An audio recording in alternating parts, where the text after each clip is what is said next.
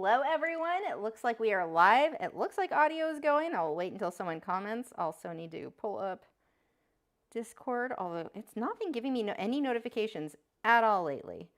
Like, it's been pretty bad about that. Hold on 1 second. I'm trying to find, yeah, now I can't even get to where I'm trying to get to. There we go. Okay. Let's see, audio and everything is good. Yay! I may have to take a break. We'll see Dragon. You can't really see him behind me. He is full of it. He is zipping around. You might be able to see movement in the tank above the boys. You can kind of, actually you can see him a little bit. He is trying to escape right now, but if he decides to leave me a stinky gift, I am going to need to stop the stream. Well, not stop the stream, but I need to go actually clean up because no one's going to sit in this room through dragon poop. Okay, so thank you everyone. Hello to, hi to Heather's mom, MM. Hi Heather's MM. Okay, tonight we are working in acrylics. I'm going to be painting a chicken, and this one I'm doing on a Fredrix watercolor canvas board. This is an 8x10. You can see there, just a board there. I've already pre-painted my background just to make things go a lot faster. It looks black on the video. It's actually, I did about a 50-50 mixture of deep violet and black so that it's not just a flat black. And then I used my tracing paper, which you can see here, and then transfer paper. And if you've not used that before, I don't have the transfer paper in front of me, but what it is, it's just paper that you would slide in between your tracing paper or your drawing, and then you just sketch over that, and that's how you get your lines on there. So links to everything I'm using, hopefully most of them anyway, are in the video description, if I did my job right. After the live stream, I'm going to show you how to varnish a painting, or how I varnish my acrylic paintings anyway. So there we go. Fredrix in the video description doesn't link. I'm gonna have to update that, sorry. And just for transparency, this video is sponsored by Fredrix. They did provide me with the canvas that I used, but they were already the only canvas that I personally used. I've had a lot of problems with the cheap crap from Hobby Lobby and Michaels and Blick, all of those, so I just avoid all of them and stick with Fredrix, and then I don't have any problems. Okay. So let's go ahead, and the reason that I do a watercolor canvas board versus a regular canvas board is these are really, really smooth. They're great. I use them for oil, use them for acrylics. They're totally fine for either.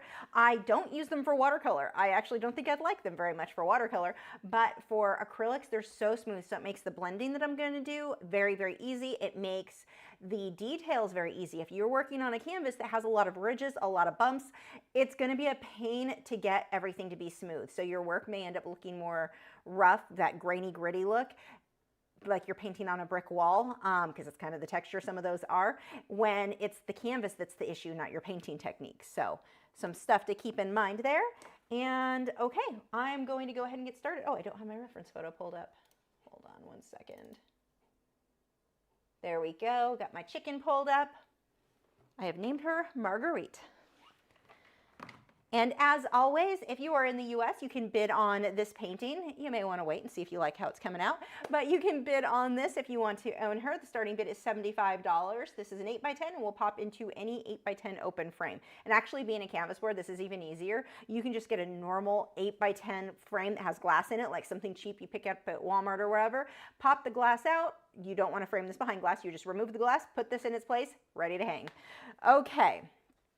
So let's get started. I'm going to start with her head flap and her gobbledygooks, and probably the skin around her eye as well, and then her beak and her eye. So that is the plan. We're going to start with that area, and then I'm going to show you the easiest way to paint feathers. Actually, I'm going to show you a couple of ways that you can some alternatives if you don't have the same brush I have, but it makes painting feathers so much easier, painting realistic looking feathers. So, okay, head flap. I'm going to start with a tackle and bristled filbert, and these are just little cheapy ones I pick up on Amazon. I actually, for paintbrushes, I like cheap generic brushes. I do not go for acrylics anyway. I don't spend a lot of money on brushes. I don't find it's really necessary. So I'm going to start by just painting this black and white. I'm not even going to worry about details or anything like the color. I'm going to glaze over that. Oh, before we get started, we've got from Kirsten. So she sent a super chat, said for the, don't lift your head. You don't know what I'm about to say. She said, for the doggos, such good puppers.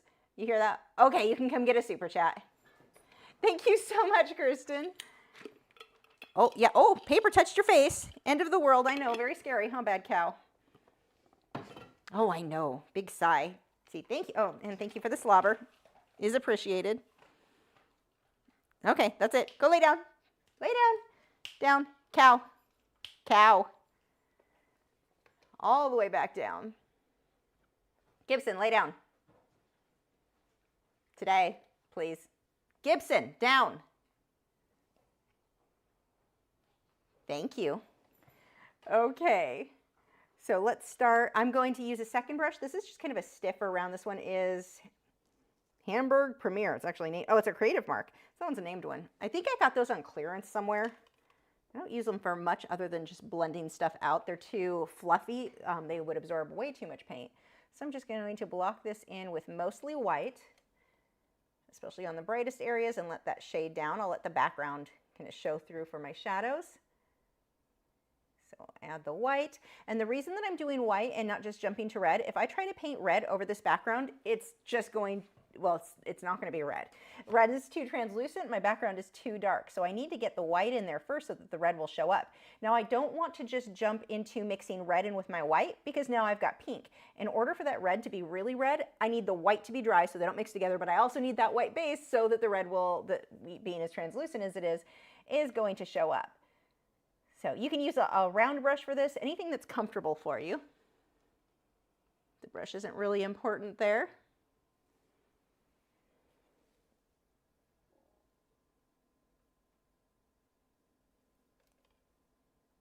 And I don't even care if my shadows are exact at all. I'm just going for close, just gonna start building this up. And I do need to have a little bit of water on my brush that I'm blending. If I don't, it doesn't really blend. And if I have too much water, like I do right there, it ends up working like an eraser and lifting too much.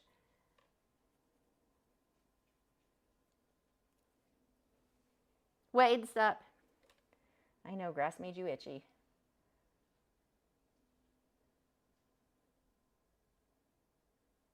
So we're just in this reference photo. You can download. It is over on Patreon, but you don't need to be a member to get that.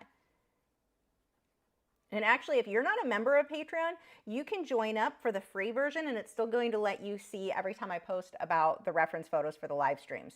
So it'll help you to easily keep up to date, even if you don't want to sign up for the paid.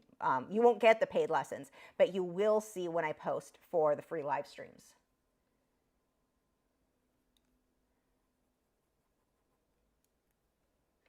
So it's a pretty handy little newer thing that Patreon has now. I'm not sure how long they've had that. The free memberships.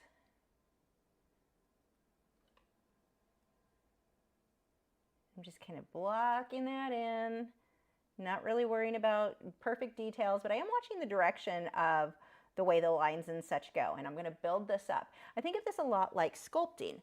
So I've got to start forming dimension here.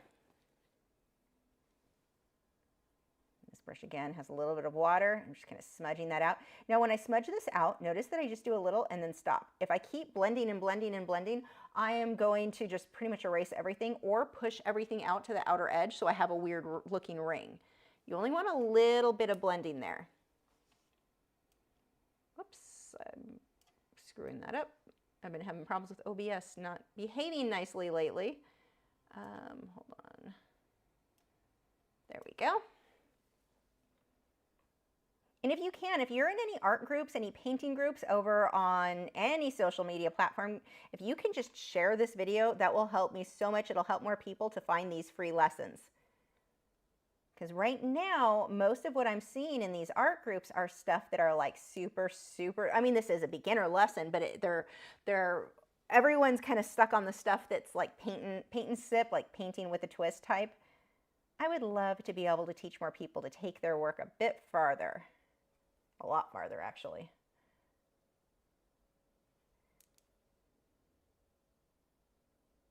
And if you paint this along with me, please tag me in it. I would love to see how yours comes out.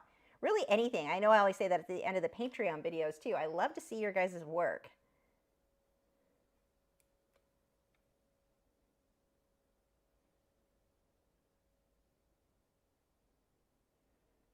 Now you'll love how easy this is when I change it to red. All I have to do is glaze red. So I'm just going to do all my details. I'm going to switch to a round brush in black and white.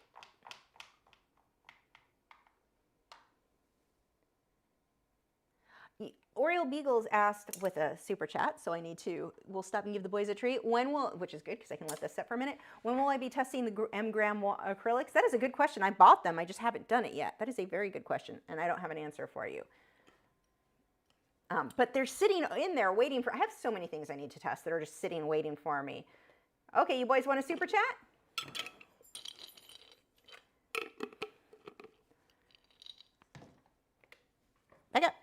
Back up so they can see your cute faces. Good boys. Very tasty. Say thank you. And I do need to test those. Okay, go lay down. Lay down, boys. Lay down. Lay down. You can't both lay in the same bed. That's really not going to work out. I don't think, no one's going to be happy with that. Well, Wade would. Boys, pick a bed and lay down. Lay down. Gibson's like, but I wanted this one first, and brother's in it. Now I can't lay in it. It's a whole drama. There you go. Wow. Okay. Gibson does not share his bed. What am I looking for? A round. Can use this one. It's kind of small. Do I have anything bigger? Hold on. I have to go search for a brush. Oh, yeah, you'll work. This is just a super cheapy. Like, I don't even know. Oh, no, this one isn't that. This one, I think is that Princeton? That's not a generic. That's actually a decent brush. Well, it's what I'm using. And this is just I'll show you here. This is just a round. This is going to give me a bit more control. And actually, I'm going to dry this layer. Otherwise, it's going to start lifting.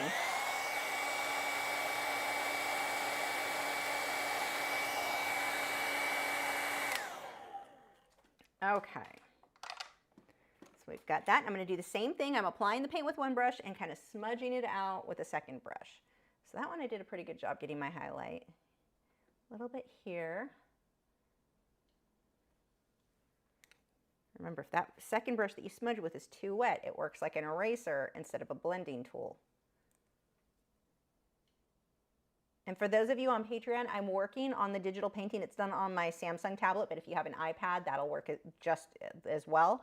That lesson I'm working on, the voiceover part is taking forever because it's a really long one, but that one is of a flamingo. And even when you see that, even if you're thinking, I'm not interested in digital painting, I really want to encourage you to try it because it will help you so much with your color choices, with understanding certain things, which I talk about a lot in that video.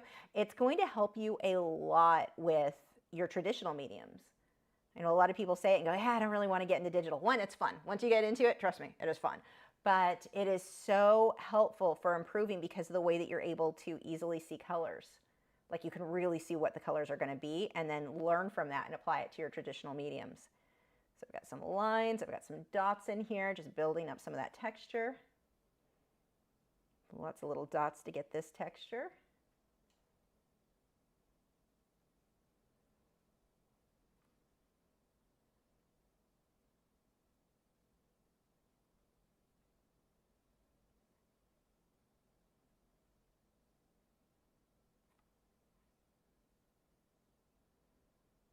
How pretty you're already looking, Marguerite.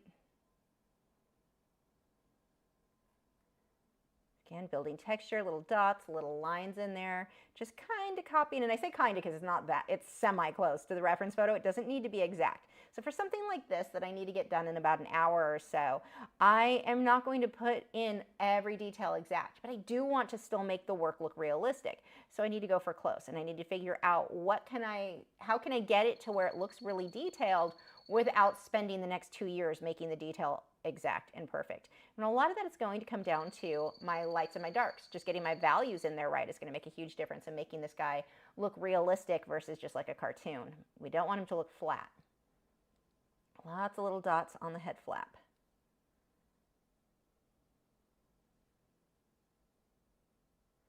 I think, isn't it technically called a comb? Which makes less sense than a head flap. So I'm sticking with my declaration of what it's called. Head flap it is, Marguerite.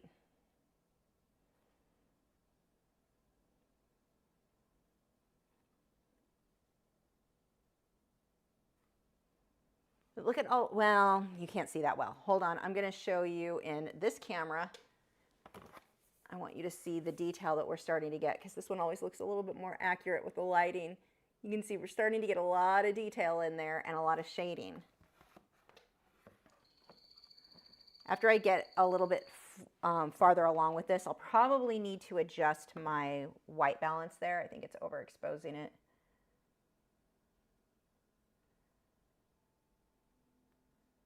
I'm just looking at what I see and hitting the lights, the highlights. I'm not worried about the shadows. I'll come back with those in a bit. I want to make sure it looks like texture. And see how quickly I can go through this, just building up the look of that texture. And this is what's great. If I was working on a canvas that was too rough, this texture that I'm doing right now would just look bumpy. It wouldn't look, it would look like dry brushed, which always looks terrible in like 98% of the cases. There are rare times that dry brushing is the answer. Rare times. If you're following along with a lesson, by the way, whether it be a book or whatever, because I used to see this a lot in books, and it is telling you to dry brush is like such a great painting technique for acrylics, you're not going to get very far with whoever's teaching you. That is not going, like, it's just never really going to look that good. There's a reason that so many will complain that acrylics they don't look as good as oils. That's because not that many people really learn to use acrylics well. And that is what I want to teach you to do to get it. You shouldn't be able to look at an oil versus an acrylic and tell the difference just because the medium works different. It doesn't need to. So getting a lot of dots here for her chin gobble. We've also got D-Line Creative Arts. I'm going to come back to that question in your super chat. Hopefully they didn't hear me say that. As soon as I get, no, they ignore me. As soon as I get to a spot to dry. But I just want you to know I saw you, and thank you. And I will be with you in just a moment. While I'm at it, I may as well throw in some little feathers there. And then we've got head flap number 2, or no, this is the chin gobble. Just going to get the hint because that's going to stay fairly dark. And then we're going to get the individual feathers there, so I'm not going to worry about those just yet. I'm already excited. I can tell this is going to be a good one. And then we've got the eye. I'm going to paint that right now with the white, the light part of the eye, because that is going to be a red ochre and yellow mixture. And if I paint that directly on the black, it is not going to show up. Okay, this is actually pretty good. Okay, I'm going to go with the, oh wait, let's do a little bit more in here. Some little dots in here.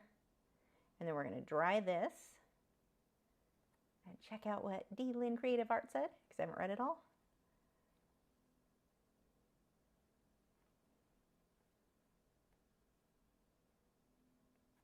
Okay, and that gives me a good place where I can then glaze the red. So let me dry this. We'll let that cool. We'll give the boys their super chat and answer that question.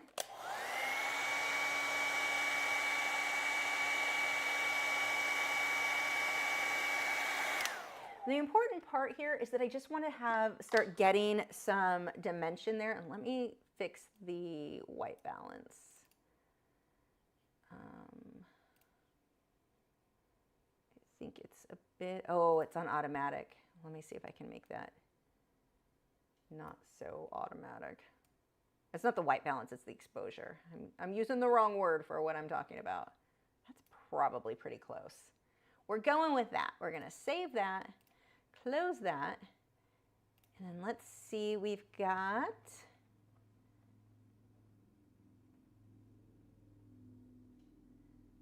let's see, D-Line Creative Art said, so glad I could finally make a live stream. Will you ever have a digital painting over on Patreon? Yes, so I already have digital paintings on Patreon. The most recent was a hawk, and that one I would say do that first before the flamingo, because I think it's a little bit better as an intro type video.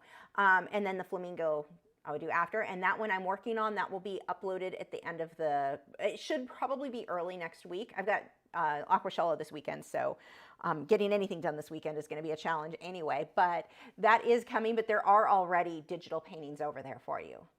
Okay, and we have another super chat, so do you boys want a super chat from D-Line Creative Arts?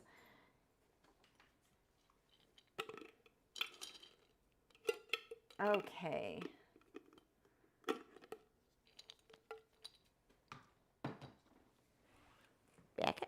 Oh, boys. Very tasty, huh? Thank you so much. Go lay down. Boys, get. Okay. And let's see. Down, Gibson. I don't know what your deal is with not laying down. He's like, because you're on a live stream and you're not going to come make me lay down, and I know that. Brat. Okay, so what I'm going to do for the head flap is mix my red. I've got primary red and cadmium yellow medium hue. I'm going to mix those two. That's just going to give me a bit of a warmer red there, kind of an orangey red. Why not just use orange? Because orange in Liquitex Basics is the most translucent. It's great for glazing, which, I mean, yeah, I'm glazing, but it is really transparent. Actually, I'm going to pull, as much as I said warm, I'm going to pull a little bit of deep violet into that. I think that looks better. And then after I get this color saturation where I want it to be, I can come through and do brighter highlights and shadows on top of it. But you want to make sure that that white is completely dry before you paint over it. Otherwise, it's just going to mix in and make a muddy mess.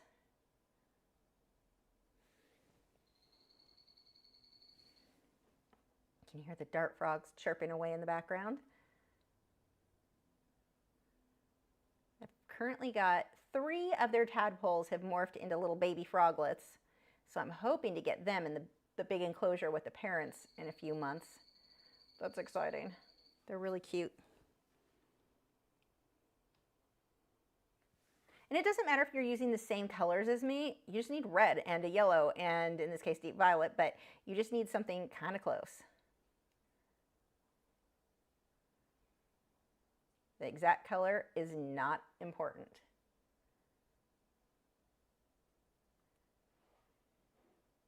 There we go. Look how easy that is. I've already got half the shading and everything already on there. And all I had to do is do it with white first, which made everything easier.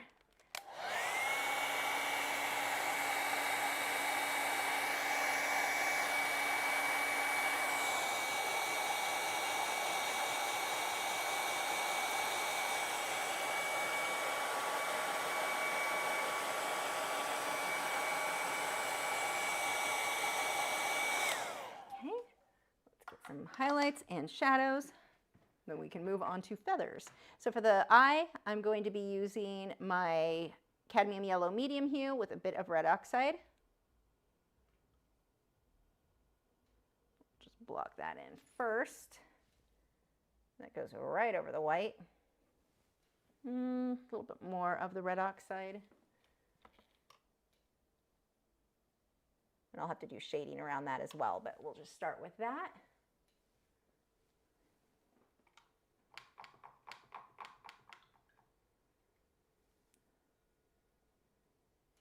Okay, let's get some highlights now. Now, highlights and shadows I've got to do. So we're going to do some brighter dots. I'm just doing white. And I can even glaze over this again. So let's say my white ended up being a little bit too white. I can still glaze over it if I needed to. I shouldn't, but if I got a little crazy, it's an option. Little dots, little details in there.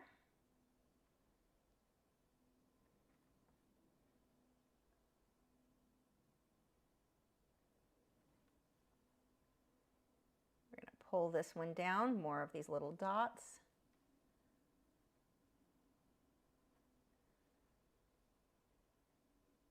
And then we've got more down here. I'm going to reload that brush. I'm mixing a little bit of water as usual in with the white. I'm not using just straight white out of the tube. It would be way too thick if I did. I'm going to highlight on the upper section there. I'm going to stick my finger in it because it was a little bit too in your face. And then dots. See, like here I may end up putting a glaze if it's too bright.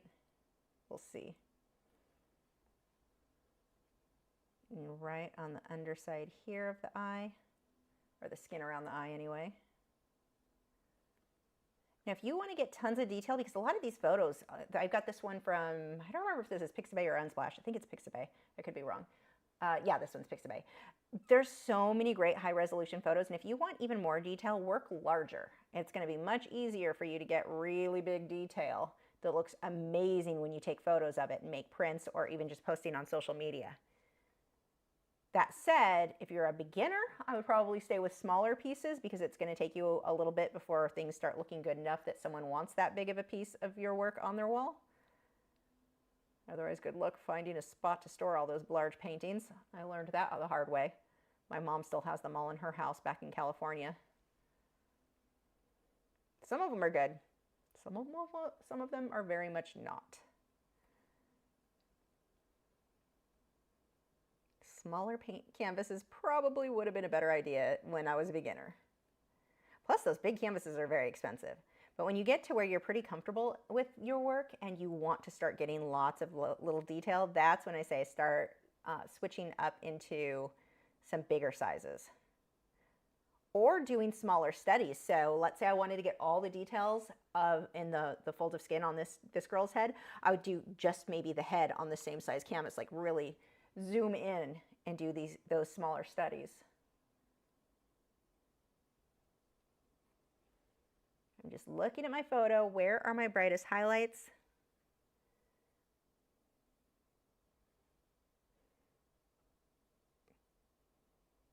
Lots of little dots. Then we start getting little individual hairs, and they kind of move out in rows. So I'm going to start putting those in. I'm not pushing very hard. You can switch to a liner brush if that's easier for you. The harder you push, the thicker your line is going to be. If you don't have enough water mixed in with your paint, this is not going to work well. Thinning out that paint is very, very important when you're getting these thin lines. So thin it out and get used to not pushing hard.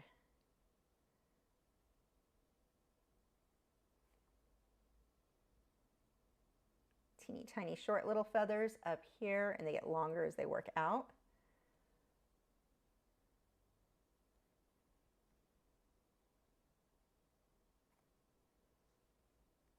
Got some little feathers in there. We'll end up glazing to create more of a shadow later. And then back to some of the highlights, the brighter highlights around this area. Again, just constantly look at that photo. One of the things that is very common for new artists is they glance at the photo and then they just kind of go to town on their canvas, and it does not look like their reference photo.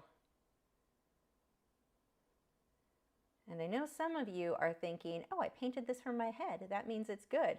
Yeah, we can tell you when you painted it from your head. It's not something to brag about in most cases. Get a good reference photo and really look at it. Copy what you see on that photo. I mean, you can make changes. It doesn't need to be exact, but you know, go for close.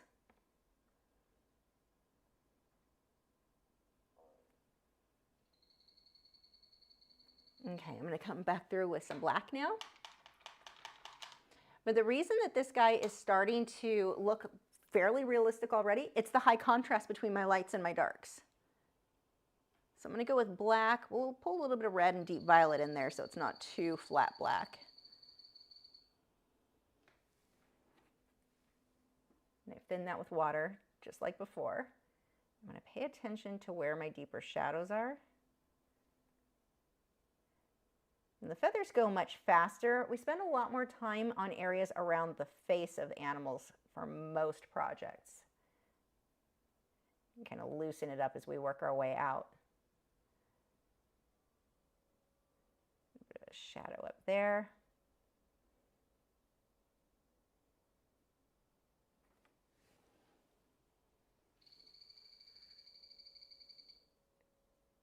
And if you are asking questions and I'm not answering, it's not because I'm ignoring you. I'm just going to answer them all after the artwork is done.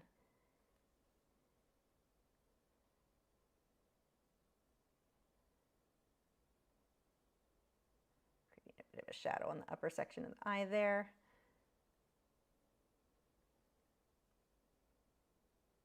In this area, I'm just lightly going over, creating a shadow. This is thinned down with a fair amount of water, so I'm just doing a little bit of a glaze. This is going to add a lot of depth because the contrast is just so nice.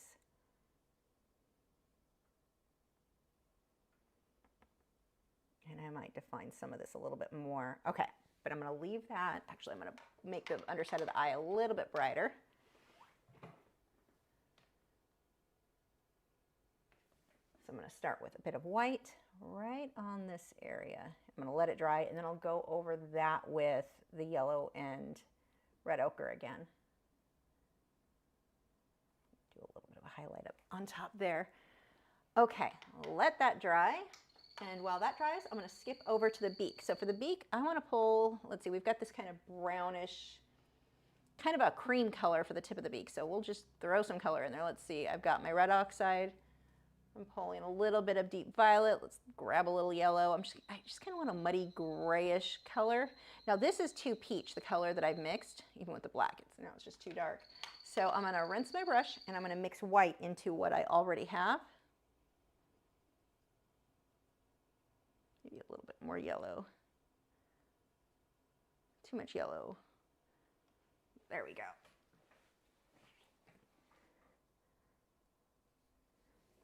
More water. That is kind of dry already on the brush. So I need a bit more of the water there.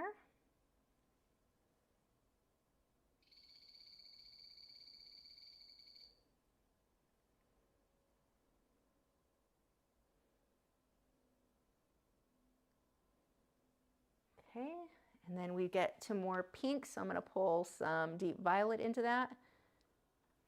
As we move our way back, I still need more white with that though, a little too dark. And I can pretty much guarantee I don't have enough water. Yeah, a little bit more water into that mix. Now I don't want to hit my lightest lights here. I'd actually rather this be the mid-tone so I can pull my highlights and shadows on top of this as needed. If I was working on a rough canvas right now, oh my gosh, this would be so bumpy. This is why I love these watercolor canvas boards for these fine details. Inside of the nose. And then I'm going to rinse that brush. Grab some black. Just so we can kind of smudge into what's there. Taking a second brush to help smudge it a little bit more.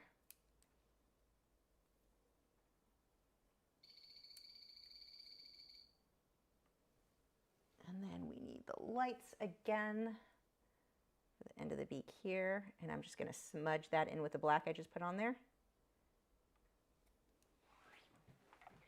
Okay, now I need to throw some highlights on there. And we're about ready for feathers.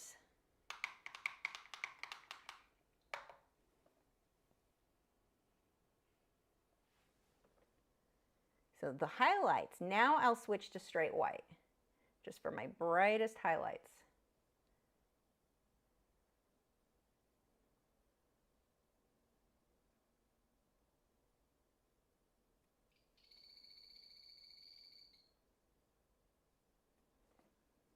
I'm going to smudge that a little bit with the second brush. I've smudged a little too much. That paint was too wet underneath it. Just blended right in. There we go.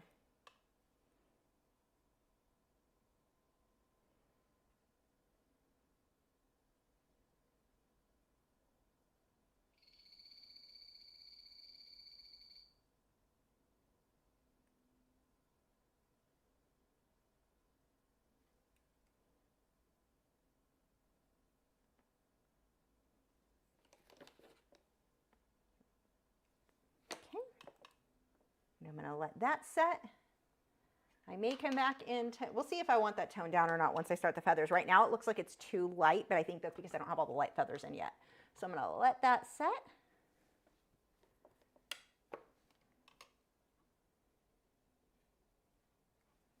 And get a drink of water.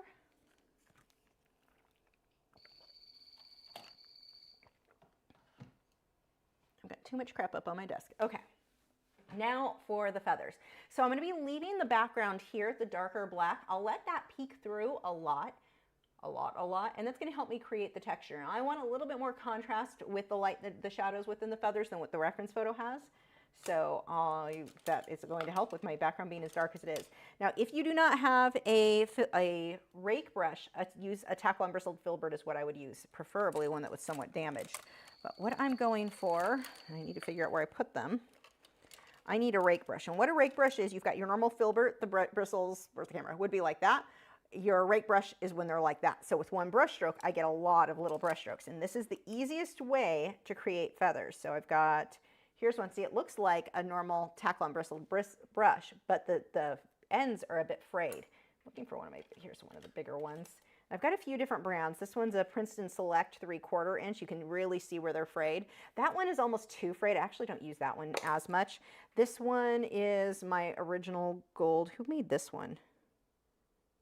King Art? I don't know. I should have links in the video description though. If not, there should be on some on my website. I need some other sizes though. I have way too many brushes in here and it makes it very difficult to find what I'm looking for. So I apologize. I probably should have pulled these out early. There's one. Actually, this one's pretty good. So this one's a little Cornell. This is listed as a filbert rake. Some will be listed as a grass brush. So if you see it titled like that, that's going to be the same type of thing. So I will use the smaller one first for around the head feathers. So I'm going to use that one, and that one is a 1/4 inch. Again, if you don't have that, use a normal filbert, but you're going to come through with a liner brush and break yours up. So it gives you more work, but it is still possible. So for these feathers, I'm going to be pulling in, I don't want them straight white. I'm going to be mixing kind of a gray color with my red oxide, my black, and my white. And this is way too dark that I have mixed, but there's my gray. So let's then pull out some white. We'll just kind of mix that with it off to the side. Now, one of the things I want to show you here, look at how I mixed, this was too dark of a gray. So instead of just continuously adding white to this pot, I'm just going to keep mixing a whole lot of the wrong color. Instead, I scooped some white off to the side and just slowly pulled a little of that gray into it, instead of just trying to stir into the whole mix, so that I've got more of a medium gray tone. And it's kind of a warm gray because I threw that red oxide in there. I'm going to rinse my brush really good first because I used that to mix, so there was way too much water, or way too much paint in it, so it wouldn't have worked well as a liner brush or a rake brush. And now I just want to work the direction of the feathers, and I want to make sure I'm letting some of that black background show through. I'm not trying to cover that completely. I'm just paying attention to how long or short the feathers are. Now, this isn't going to be the final layer. I'll come back through and add details and highlights on top of this. That's why I wanted to go with more of a mid-range instead of my brightest white. This way I can pull my white highlights right on top of this. And this is really, for those of you who are on Patreon, that flamingo video that I'm working on for you, we'll be talking a lot about this as well, where you get that kind of mid-tone. So now I've got 3 tones. Whenever I do anything, there are always going to be at least 3 tones. So let's say I'm doing grass. I'm going to have black, or my dark, dark, dark green, then a mid-green, and then the highlight green. Minimum 3. Usually I'm going to have more like 4 or 5, if not more, but you want a minimum 3. If you do 2, you just created a stamp. It's not going to look right. So like right now, everything is just the 2 colors, the black that's peeking through and this gray. When I come on top with the white highlights, that's when it starts to really look more realistic.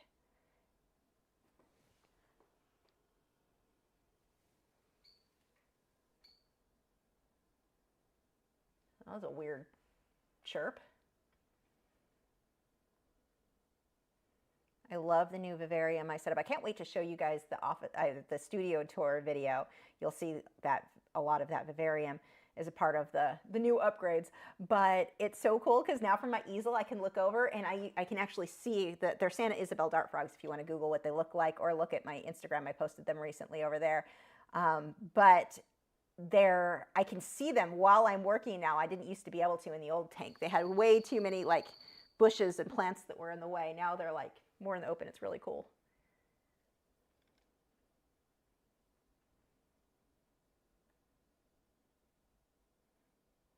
Now, I did not add more white. It's just that this is more opaque. There's less water in this mixture. So that's why that's standing out more. Again, I'm just really paying attention to the direction of those feathers. I'm not trying to copy them. I'm not sitting there going, okay, 15 directions going this direction and then 14 that. It's nothing like that. This is just getting the feathers to go in about the right direction.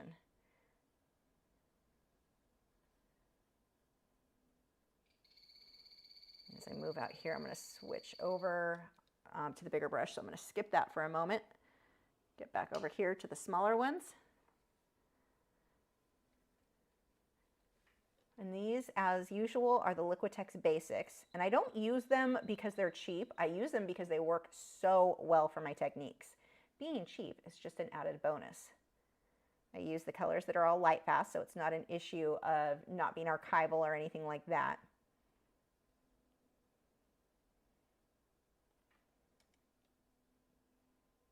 A few little feather floofs in here.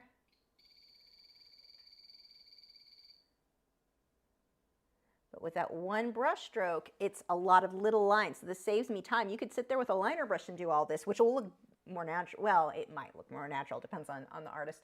But it just takes a lot longer. So here, and I still normally come back through with a liner brush or a round brush and define things so that it's not too uniform. And that's what you've got to watch when you use a rake brush. You don't want to just keep doing the same brush stroke over and over again because it does start to come out very man-made, very fake looking. I want to twist and turn that brush and get variation in these brush strokes,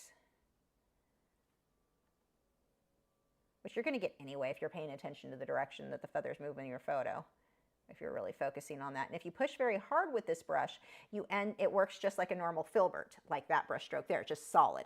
If you want it to work like a rake brush, you're not going to push very hard. Okay, I'm going to switch over now to a larger one, and I'll be coming back through and doing highlights later. So this one is a 1/2 inch.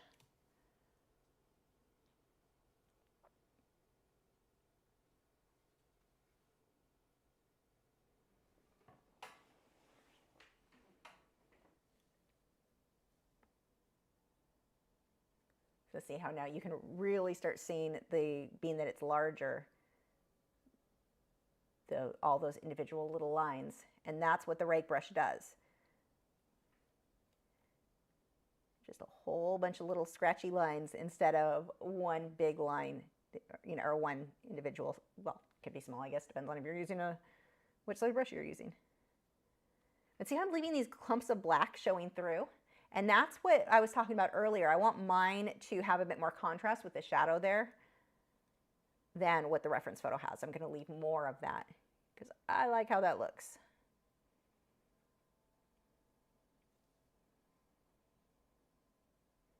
And you can see how these kind of go in rows. We've got some Elvis hair flipping back up.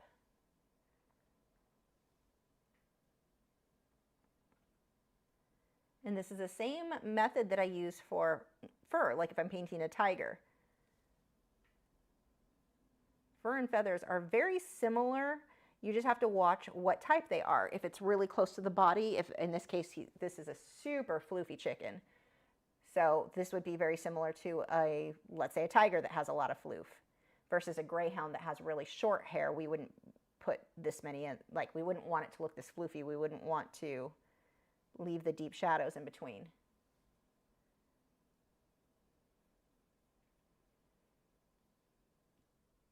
Now, if you have a few of these feathers go in the wrong direction, it's not the end of the world. You just want to go for close.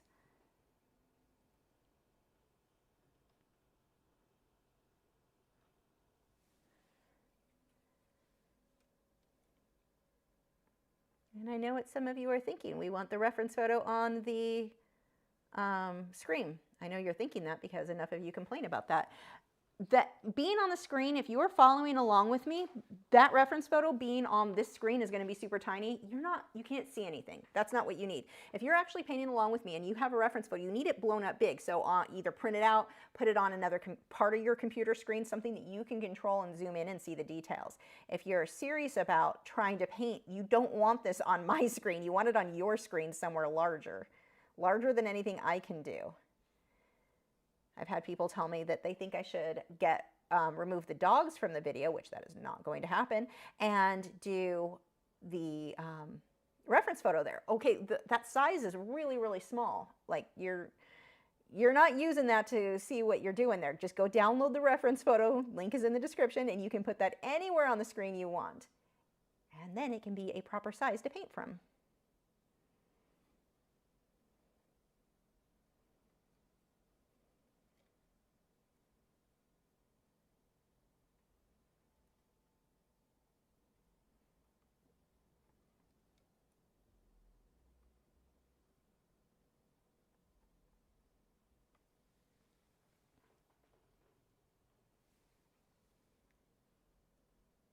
I'm just going to keep building that up.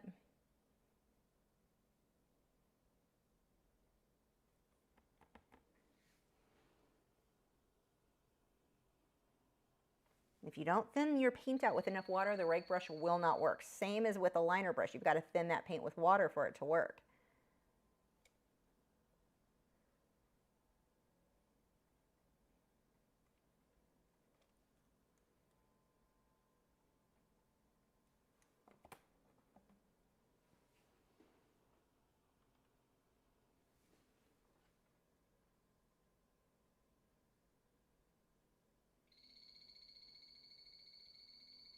Again, if you want to bid on this guy, you can. The link is in the video description with a starting bid of $75. If not, he is coming to Aquashella with me, and then I'll list him for probably $150. If he goes on my website, he'll end up being probably closer to $250.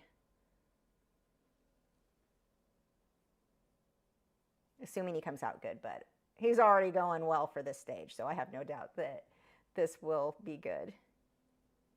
I say he. This is a she. Her name is Marguerite. Sorry, Marguerite.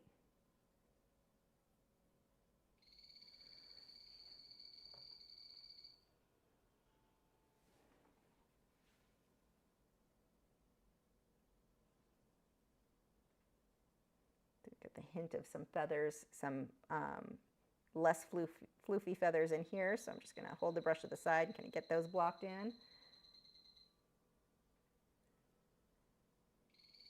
And then here, they're a lot more solid. That is the back.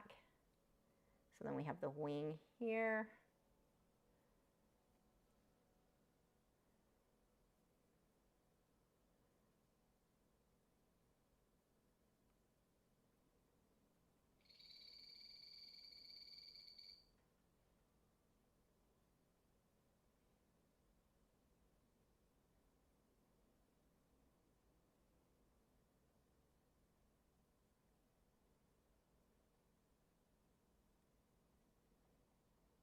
Once I get most of this mapped out, now I can come through. So see, right now we've got detail. We can see that they're feathers, but you don't want to stop here because that doesn't look good. I mean, it looks like a chicken, but Marguerite is not happy with keeping her feathers looking this flat. She wants to look glossy and fancy. So what I'm going to do is rinse that brush off, and I'm going to start coming through with brighter highlights. So I can still just mix into that gray that I have. I'm just going to throw a lot more white in there. I don't want flat white because that would be too bright. And here's the thing with paintings. White is almost never, like straight white is rarely used in a painting. It's all usually going to be toned down at least a little bit with another color. White is going to be your brightest highlights. That's normally like the shine in the eye. In this case, there's not really, well, she's got a shine in her eye, but the reference photo does not. Be careful with your brightest whites that they're not too bold.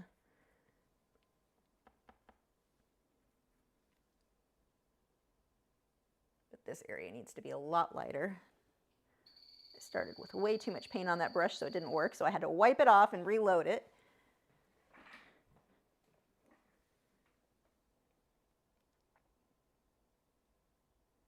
Actually, I need to switch to a smaller brush for the head, so I'm going to rinse that all the way and start with the head.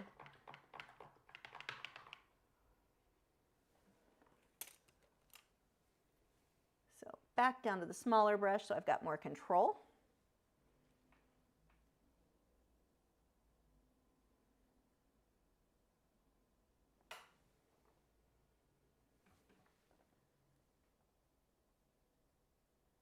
And I'm hitting the tops of what's there. Actually, I can go even a little bit more white.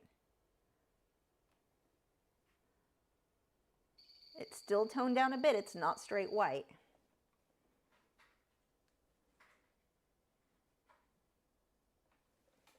doing over there, dragon? I hear you moving around.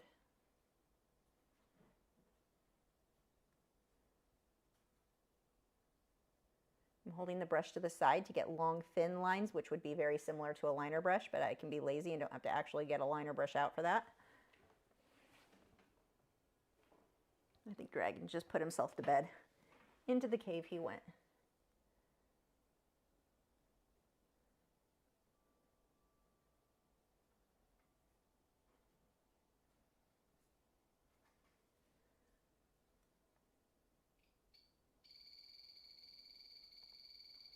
Okay, and as I move out, I'll switch back to the larger brush.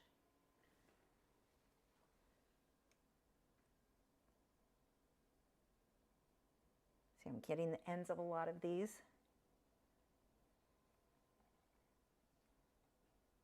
And that's the same thing. See how I'm hitting the ends of the feathers I've already put in there. That's exactly what I'm going to be talking about a lot on that flamingo tutorial, the digital one that'll be up next week for Patreon members.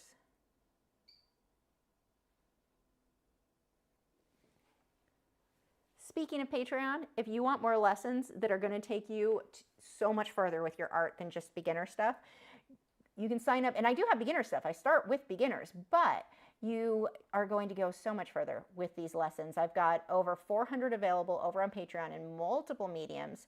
And even if it's a medium, like let's say it's colored pencil, but you don't work in colored pencil, you work in pastels, you're still going to learn a lot about how to make things look realistic, because it's not so much about the medium as it is the other things with art, the contrast, the lights and darks.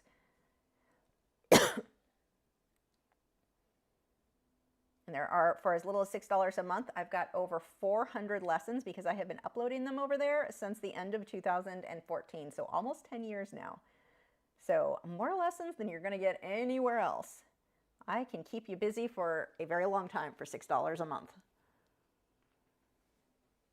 Oh, that's, here, let me use up what's on this brush and then I'll grab that.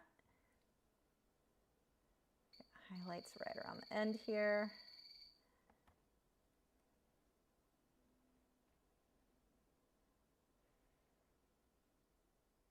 I just loaded this brush before I saw the, from, who was that from? It just covered it. From Pauline. So let me use what's on that brush before. Getting a rake brush perfectly loaded is a whole thing. I don't want to waste it. I also can't say the words because the boys will jump up and know what it is.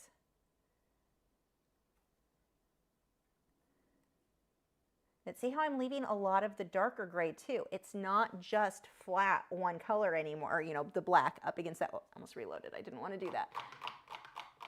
This is, well, no, I still need this brush for a few more spots. Do you boys want a super chat from Pauline? She said, it's been too long, the pup's supposed to be hungry. Wade says yes. Gibson is being lazy. Come on, Gibson, you want a super chat?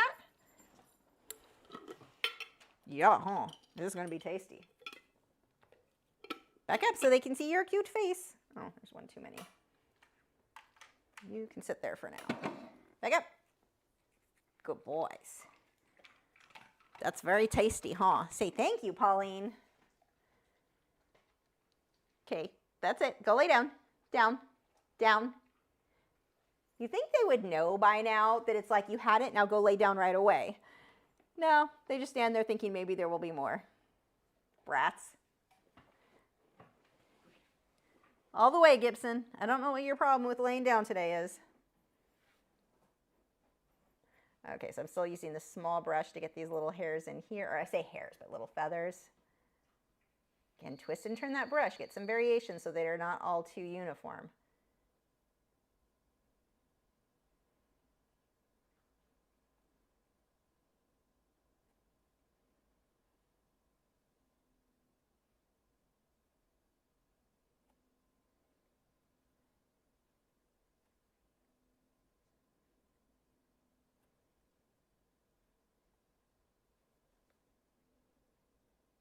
I also want to make sure that I'm covering all of the marks from my tracing paper or my transfer paper. I'm going to go ahead and switch to one size up here to the 1/2 inch.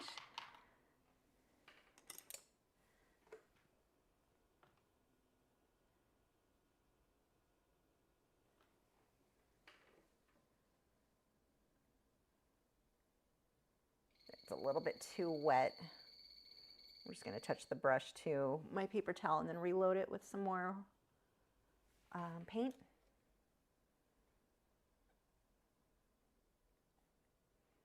And in my Goldilocks situation, now it's not wet enough. Bed is too big, too small. I don't know what the deal was.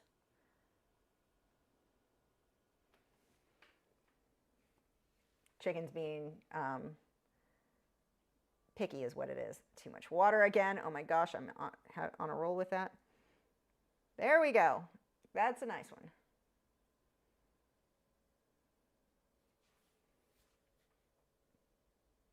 I'm mostly going to hit the ends of a bunch of these feathers, wherever I want it to stand out a bit more.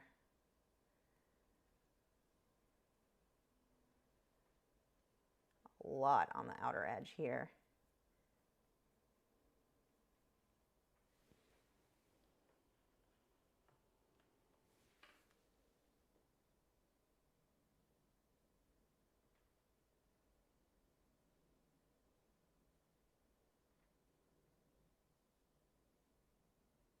I love how her feathers are going all different directions. Looks like my hair when I don't dry it before I go to bed.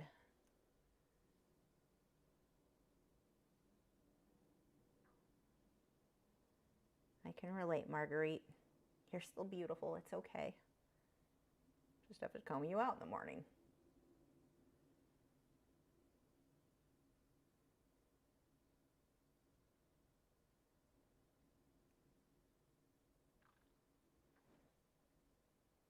I'm really looking at that photo. Where are the areas that are way brighter? That's what I'm focusing on now.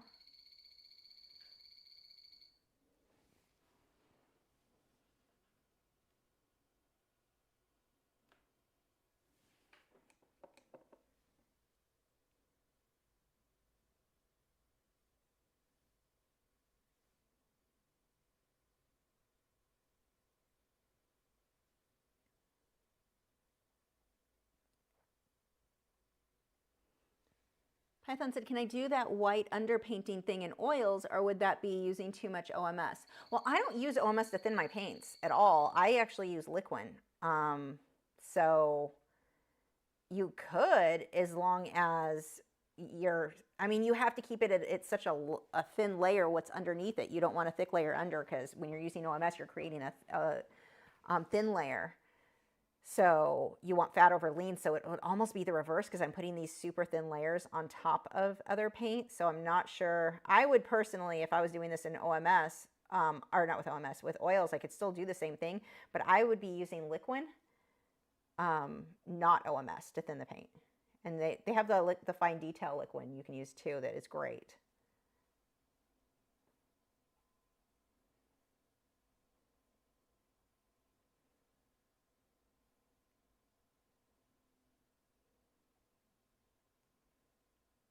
Turning the brush to the side, hitting some of these little individual feathers on her wing, the longer ones.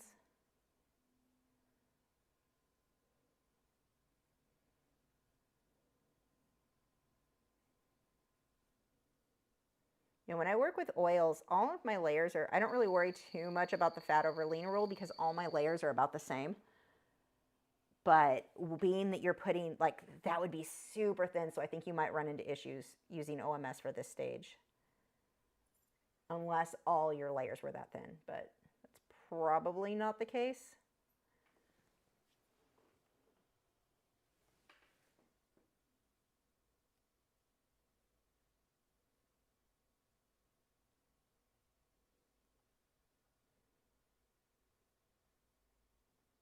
See, I just keep twisting and turning that brush. I'm just looking at the photos and picking a cluster of feathers and going for close.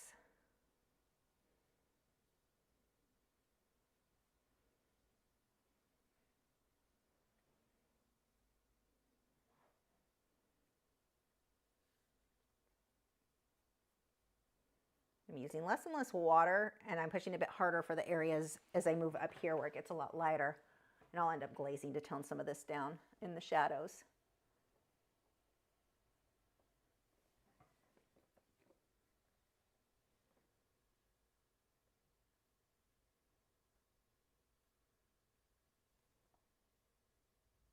Again, hitting the ends of those feathers.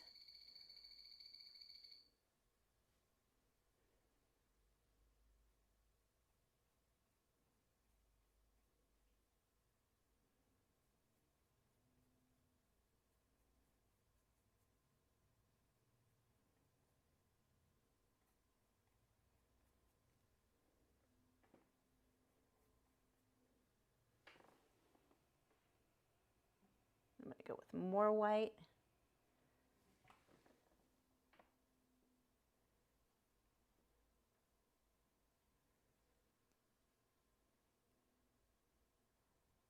I'm going to soften up the back of these feathers. Just going to pull that into what's already there. I'm not using it so much like a rake brush at this point, just like a filbert because of the amount of pressure I'm putting on there to make sure that's a lot lighter.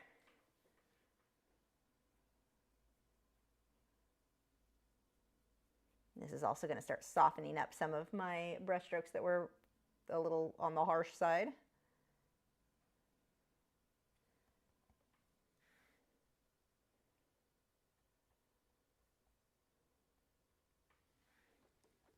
Oh, I am loving her. Okay, I'm going to dry this and do a glaze.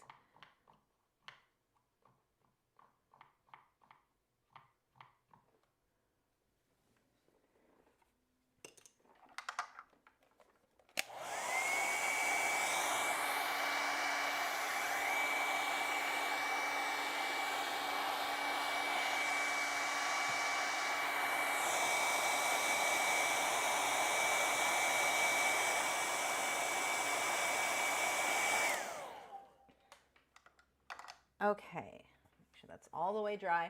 What I want to do is create a little bit more of a shadow in through this area.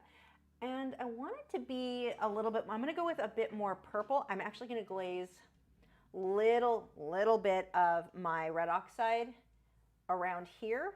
And then I'm going to move into my deep violet just a little bit off the side there in that shadow. So let's see, this brush is really damaged. I'm not going to use that. This should work. So I'm just going to use, actually, do I have a bigger one? Yeah. So this one is just a large, there we go. I don't know where my camera is. Filbert. That's a tack-on bristled brush, and I'm going to thin that out. Now, when I do the glaze, I do not want any white mixed in with this. White's just going to make it look foggy. So I'm going to take a little bit of my red oxide. I'm going to take a little bit of yellow, too.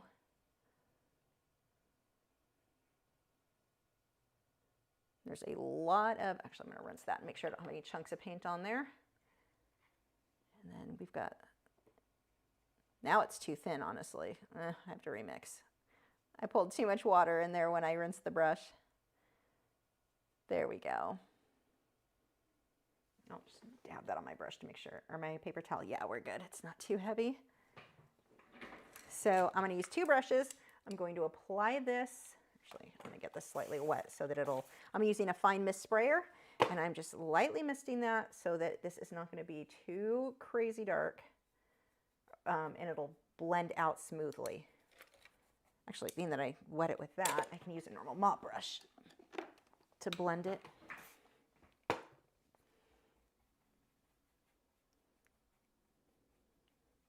Just creating a little bit of a shadow there. Now I am going to rinse this brush off, and I'm going to make a mixture, just water and a little bit of deep violet.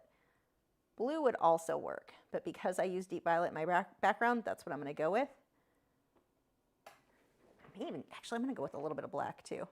Let's really go with what the background color has. So it's just water, deep violet, and black. I do not want any white in there. This is just for the deeper shadow. I think I want a little bit more black. There we go. And this is still wet from misting with a fine mist sprayer, so I can just lightly go over that. I'm going to dry that before anything starts to run weird, because there is so much water.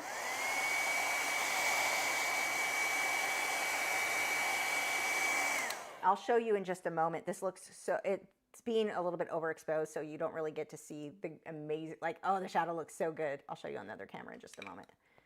Just a couple spots that need to be a bit darker.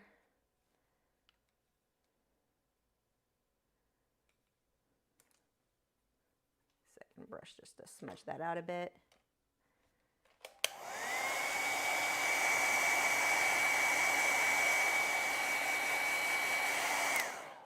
And I want to pull a little bit more of that yellowy color. Python said, thank you for enlightening me to the revelation of red iron oxide. It's called Venetian red in Gamblin, but same pigment. It's so useful. I use it in place of cadmium red light a lot. Yeah, it is amazing. I use this color. It is like a must-have for me for sure. I use it so much. And I'm going to just smudge that with another brush. My right brush was probably not the best choice there, but whatever. I'm going to pull a few more highlights over this. Almost done with this guy, or girl. Sorry, Marguerite, I did it again. Okay. And let me, before I pull these highlights, I want you to see what I'm talking about, because I know that is not, it is definitely overexposed on that camera, but I want you to see the way these shadows are. Here we go.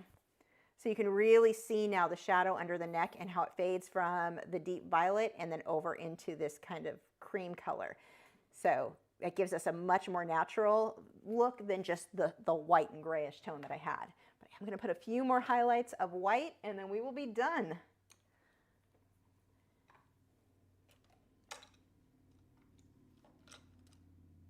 And again, you can bid on Marguerite. Link is in the video description if you are in the US.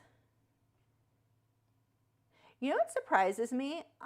So if you look at it, it sounds like harsh. You have 12 hours to bid or to pay when you bid.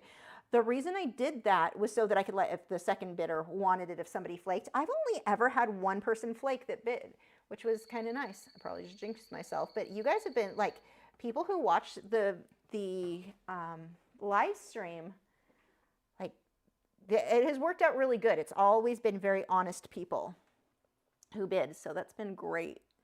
I love you guys.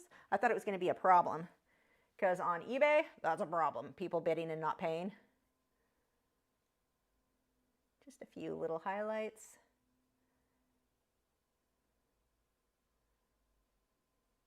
Or at least it used to be a problem on eBay back in like the early 2000s. I haven't done eBay in forever.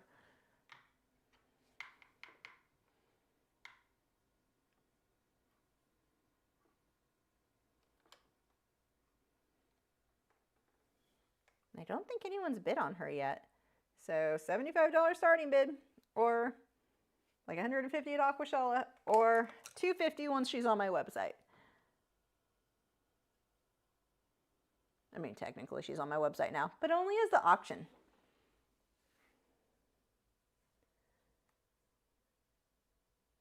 So just see how I'm coming back through and pulling in a few individual highlights, which don't show as harsh as they should because that camera is overexposing, or overexposing, that's the right word. There's so much detail. Oh my gosh, I'm loving her so much. I'm excited. Well, yes, Marguerite, you may end up at a fish show. Don't tell them you're a chicken. We're telling them you're a fancy fish. No one will know.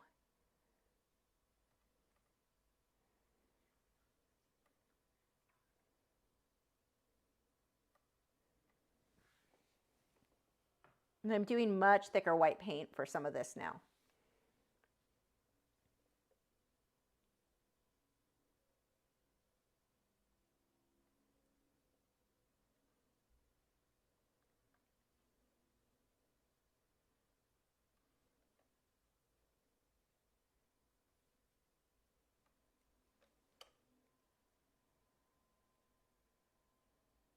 I love doing the things that take me a week to complete that are like really detailed, but man, there is something satisfying about doing these smaller, quicker projects in between.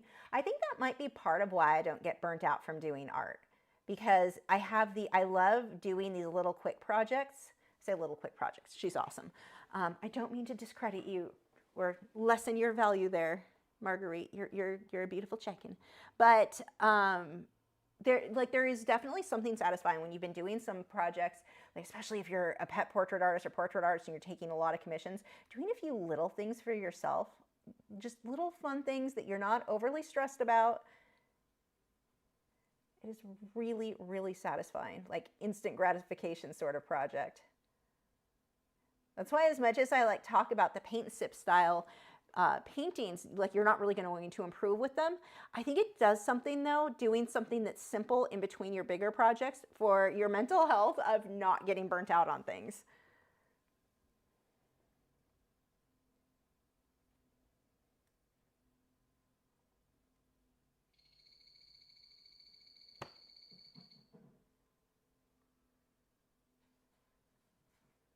Thought you went to bed, Dragon. I hear you back there.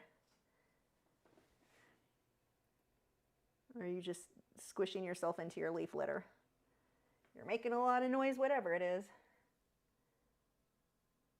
Just a few little, oh my gosh, whoever gets this, the little details are so cute. She looks so fluffy.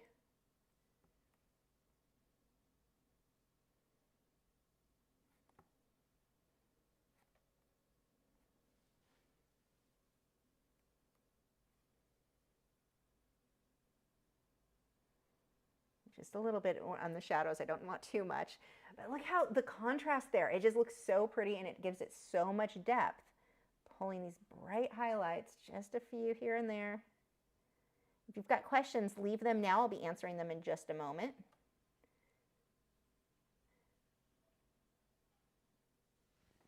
And then I will need to sign it. And I also, well, actually, I don't like this. That's a little too... There we go, just tone that down a bit. I need to fix whatever happened up here. I'm gonna have to paint that over right in that spot. Hold on. I had a situation apparently where I left a fingerprint or a thumbprint or something. Let's mix my background color again. Just make sure that's covered up. Perfect. Okay, and I want to put a little bit of color over her eye.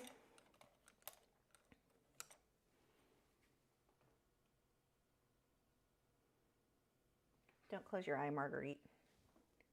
1 second. There we go. Ow. And I need to sign it. I'm going to fix little areas where I'll erase anywhere where the transfer paper is showing. But I'm going to do my signature a little bit thicker because she is really messy everywhere where I will sign it. I'm using a mixture of my black and deep violet.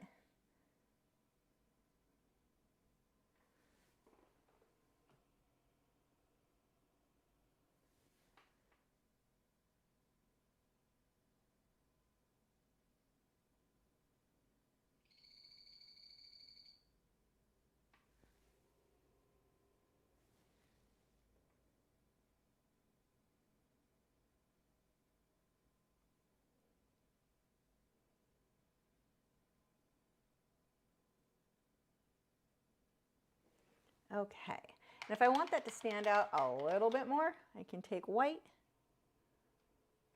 just hit some of the edges of that.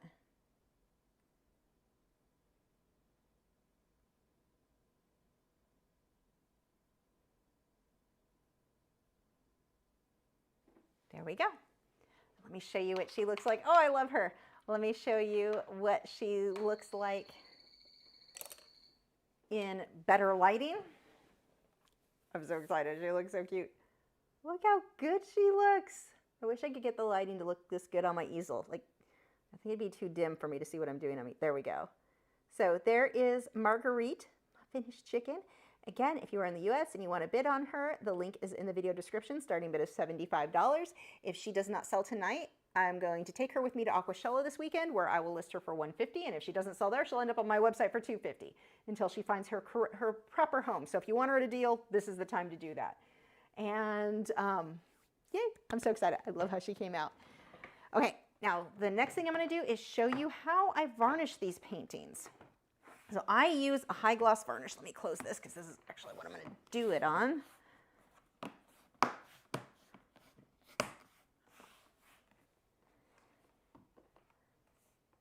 am going to varnish this guy. Let me get my varnish out.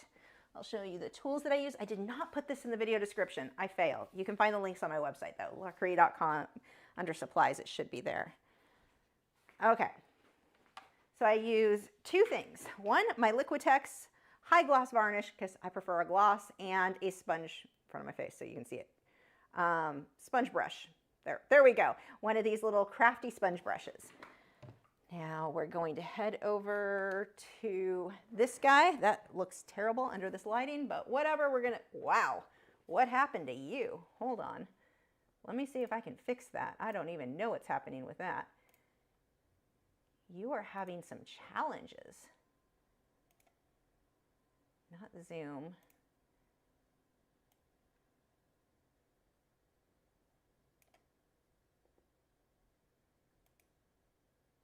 Focus, zoom.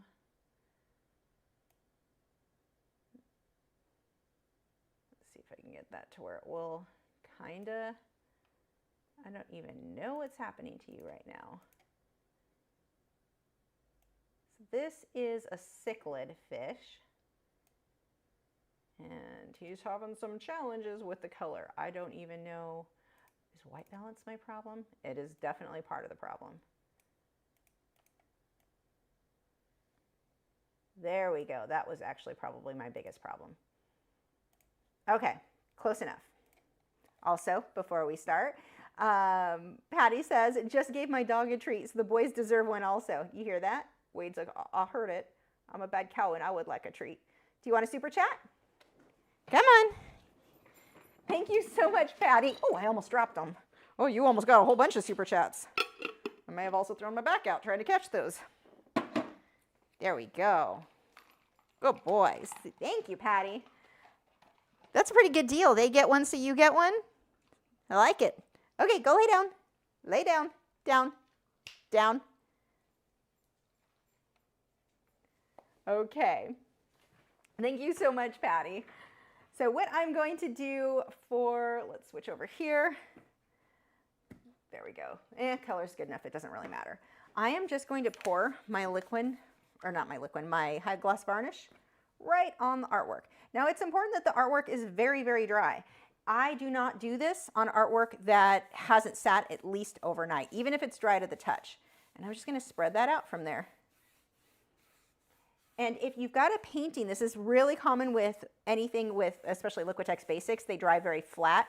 When you put a gloss varnish on it, it pulls those colors so they're super rich and they look just like they did before you varnished it. Now I will let this dry for a couple of hours and then I will put another coat on this. This guy's coming with me to Aquashella. He will be in the $150 original price range. Okay. Just like Marguerite. Marguerite's better though, honestly. Okay, I need to rinse this really quick, so I'll just bring you guys with me. Hopefully it doesn't cut out, but I just rinsed that with water.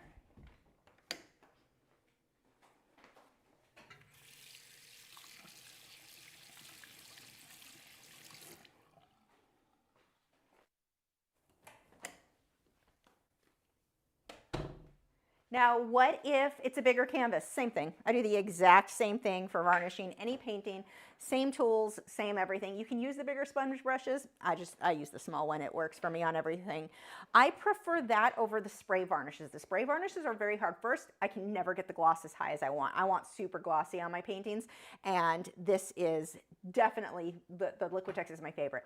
The other is with the spray varnishes, it takes so much. I went through a can. It's like $12, $13 for a can, and this is before inflation just skyrocketed. So back when prices were somewhat reasonable, I went through an entire can on a 16 by 20 inch canvas, and it still wasn't as glossy as I wanted. It still ends up with hot spots. I am not good at, and I do not like spray varnishes. I do the best with this one, the Liquitex High Gloss. It's the only one that I use. I've used other things that were kind of foggy. You have to be careful not to do too many brush strokes. If you do, that can start to create a foggy look. You want to do it real quick like you just saw me do. Don't keep reworking the area over and over again. If you missed a spot, let it dry. You're going to put at least one more coat on top of this. I do anywhere between 2 and 3 coats. So if you look at it and you're like, oh, I missed a spot, I should go and no, it's already drying. Leave it alone. put another coat on it, and it will cover that. So, okay. Will I sand between coats? No, not for a varnish. Absolutely not. That will screw things up to that would be an epic, not okay.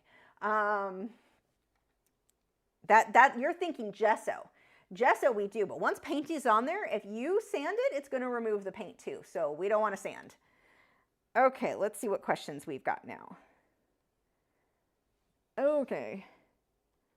Fly Me to the Moon said, have you tried Fredrix watercolor with the pan pastels and pencils? I've not, but I don't intend to. Like, that isn't the right, that's not a surface that I would enjoy. I don't see myself liking that at all. That's not going to be for me. Although there've been other times where I was adamant that I would not do something or would not like something, and I did. So I could be wrong, but I don't intend to try it. So, and honestly, one of the main reasons for me is storage. The papers are easier to store and they can be kind of messy, and I put glassine in between them when I store them, or mat and frame them. With this, I don't want to mat a canvas. Like, it's just, to me, it's just not the right, yeah, I don't want those tools with that, because it needs to be behind glass. You don't want the canvas behind glass is weird. So there's lots of reasons it just wouldn't be the best choice, I don't think. Teresa said, what determines if you are going to put oils over acrylics or not? What lesson I'm trying to do. In many cases, it's simply, oh, I haven't done that for a while in the lesson and I had a request for it. But if I'm doing a people portrait, it is way easier, because the oils, like, there's certain elements of each thing that make life easier. With acrylics, they dry faster, so that's always nice and easy, obviously. Oils, because they dry slower, sometimes that's more helpful. Like when I'm doing people portraits, when I want to get the skin, I want lots of time to blend. So it depends on what the subject is, and if I think that doing oil over acrylic is going to make my life easier. Also with oils, I love the translucent effect that you get with using liquid in lots of glazes that way, the way the light reflects through and refracts through. I can't talk. That can be done with acrylics as well, especially if you're using a glazing medium. But glazing mediums with acrylic gunk up the paint in a weird consistency that I've just never liked. So I don't like that. If I want that look, I typically want to do it with oils. Sometimes it's as simple as, like with the painting I did with the canary, with tuna in my office. I didn't want that. I did not do oil painting in the office with the bird, just to be clear. That would kill the tuna.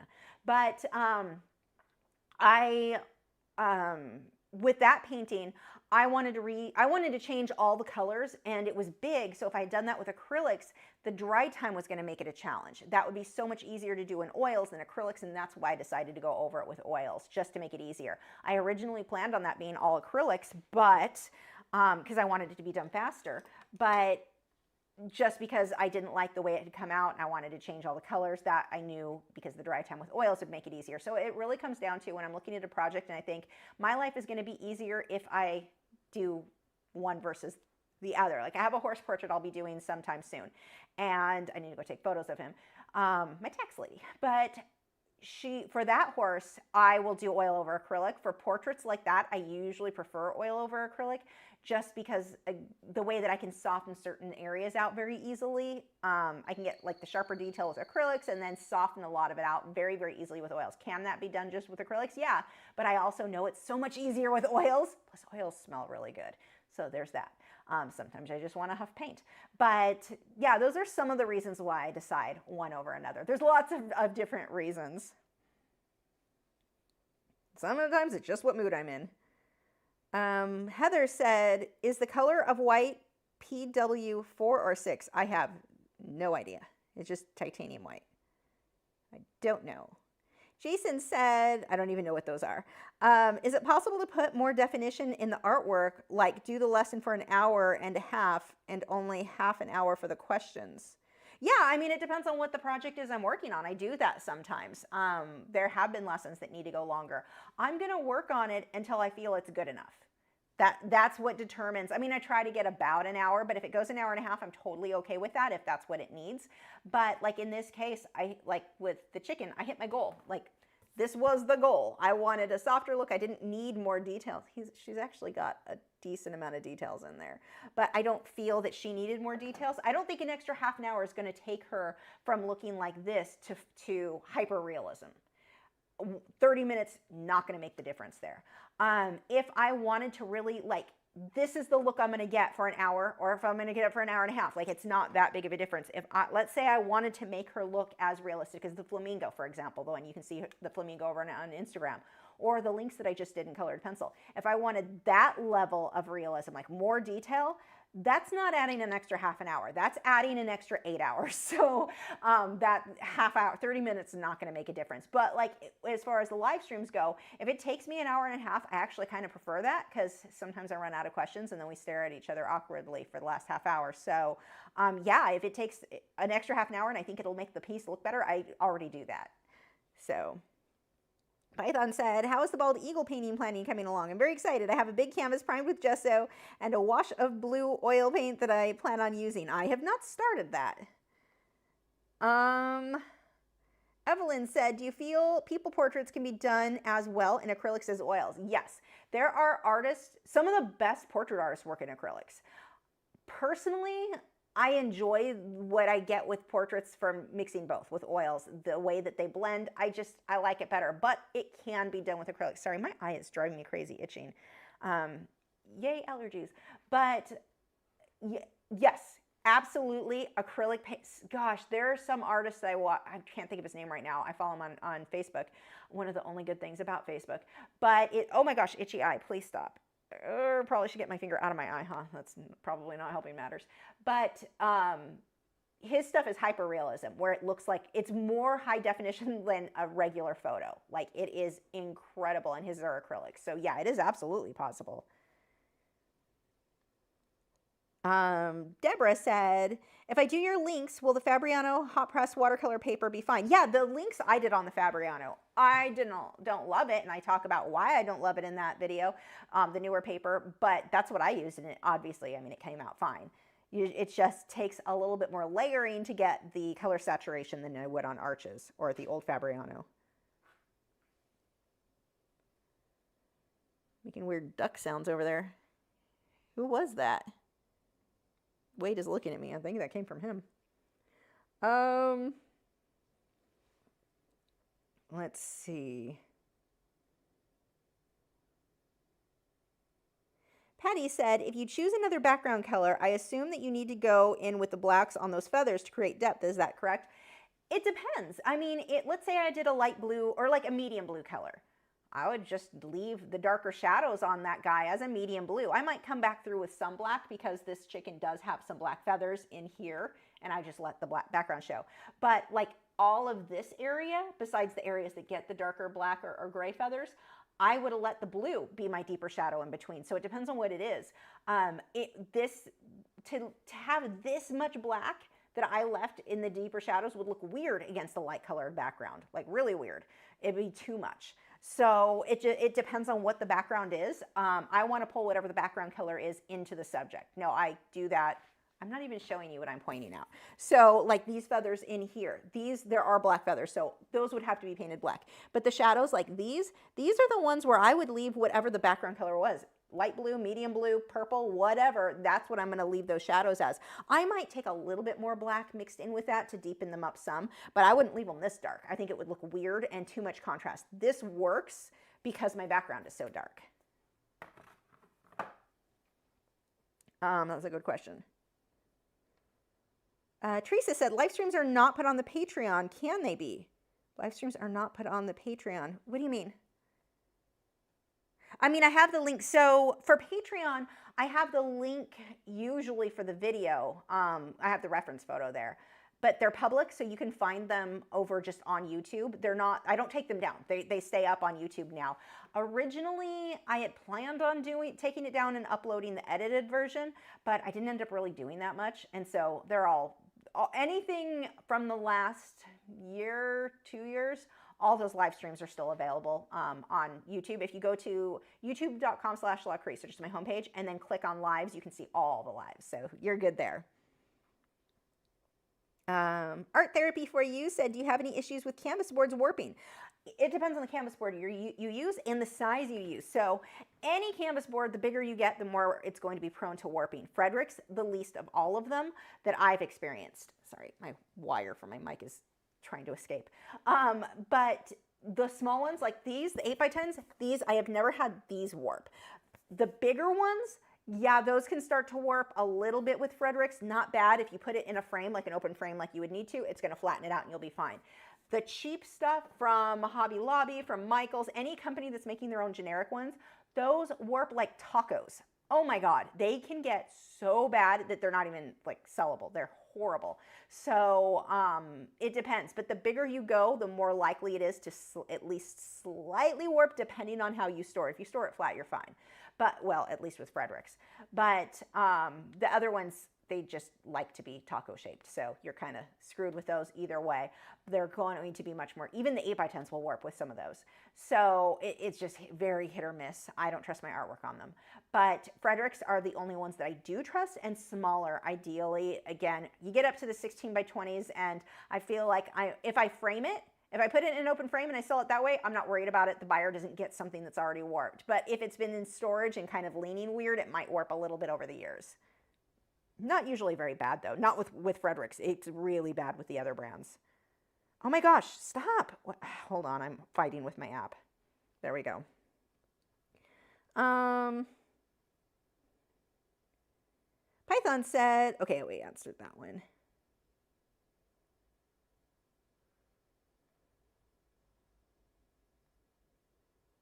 Willie, okay, got that one. Python said, what do you think of those online classical art academies that cost a fortune? I think your Patreon, the Bad Cow Academy of Fine Art, is way better and bonus way cheaper. Thank you. And yeah, I mean, I get it. So some of those really expensive academies, it's like anything. I mean, I was looking for like help with my YouTube channel. Some of them, that people that I trust, but they're also charging $5,000 to $9,000. Like, for like, you know, a 6-month course or a 4-month course or whatever. But it's like, who has that kind of money? I don't, like, that's not even in the realm of possibilities for me. When I looked at the prices, that was like, what? Who has that? Especially nowadays.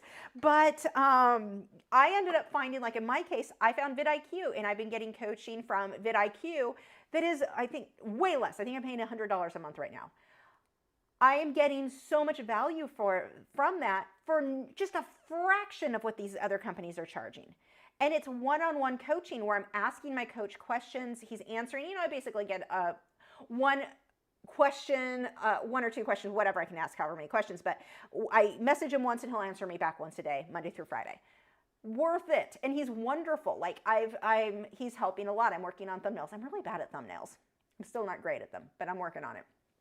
This is why you haven't had a lot of edited videos from me lately, because I'm working with a coach on trying to perfect them. So hopefully I'll get back to doing those more often. Right now I'm still at this very beginner learning stage.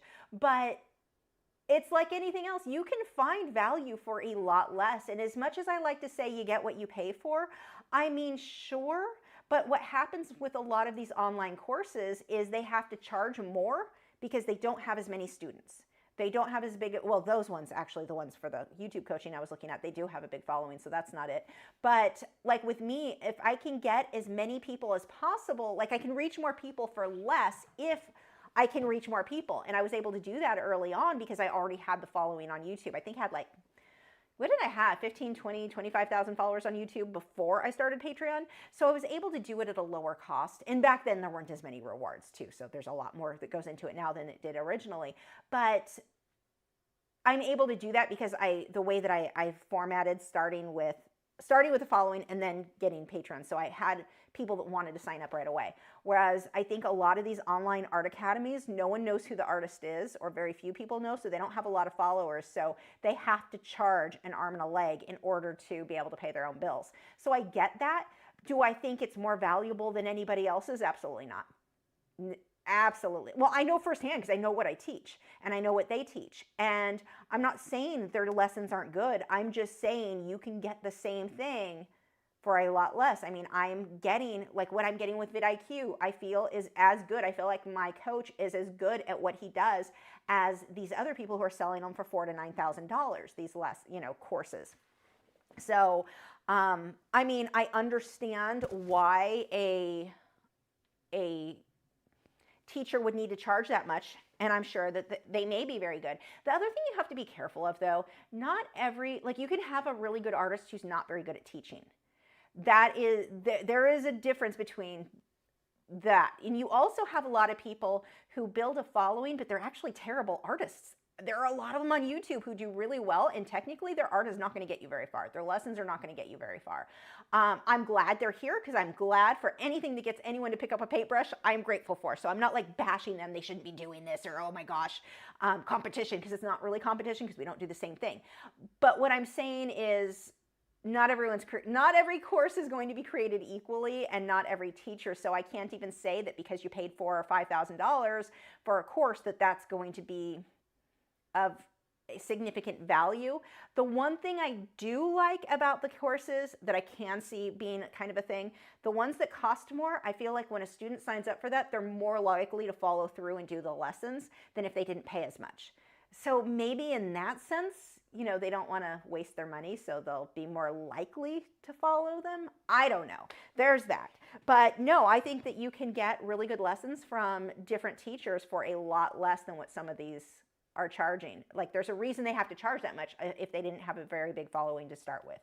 So like, even with vidIQ, I mean, vidIQ is one of the biggest. Everyone knows who they are. And I don't know if that's, well, it's a beginning coaching thing too. I got in like the beta thing, so I don't know I don't think that's supposed to be their final, like what they're really going to charge, but it's like entry level prices. But yeah, I think that's like, there are a lot of factors there, and I think that you can learn plenty without spending an arm and a leg. And I think that's just true with art in general. I mean, you get a lot of people going to art colleges with a major. I'm sure it's coming untied. With a major in art, going into debt, $120,000 to get a piece of paper that says, look, I'm good now. But that doesn't even guarantee you had good teachers. You're just guaranteeing debt. That is the only thing you're guaranteed. You go to art college, you are guaranteed debt. You are not guaranteed to become a better artist. It is that you can become a better artist from, a retired grandma down the street that it was painted forever and is offering lessons out of her home. If you look online, see who's advertising stuff, courses. Community centers may have art classes. You may find the most amazing, best teacher at a friggin' community center for like $10. I don't know. I don't know how much they're charging at community centers. Maybe they're free. I have no idea. But the point is, I don't think you have to pay ridiculous amount of money in order to get good with art. I mean, even the free stuff on YouTube is going to teach you a lot. That can get you started enough, like following along with my free lessons. That can get you started enough to understand the layering process with this medium, to then slow down, take it slow when you're working on your own project, and apply that to your own work. And you can, you're not self-taught because you followed lessons, but you can, continue to self-teach yourself and improve without spending a fortune. I think that sometimes when these classes are so expensive, it can get people thinking it's out of reach. I don't think art should ever feel out of reach for anybody. There are supplies, like it could even be as simple as, I don't have the money for the supplies. You can just start with, charcoal and graphite and get started there. So money shouldn't be a factor, whether it be for the supplies or for the teacher, because there are plenty of ways that you can learn for free, or $6 a month for Patreon and you get 400 lessons from me.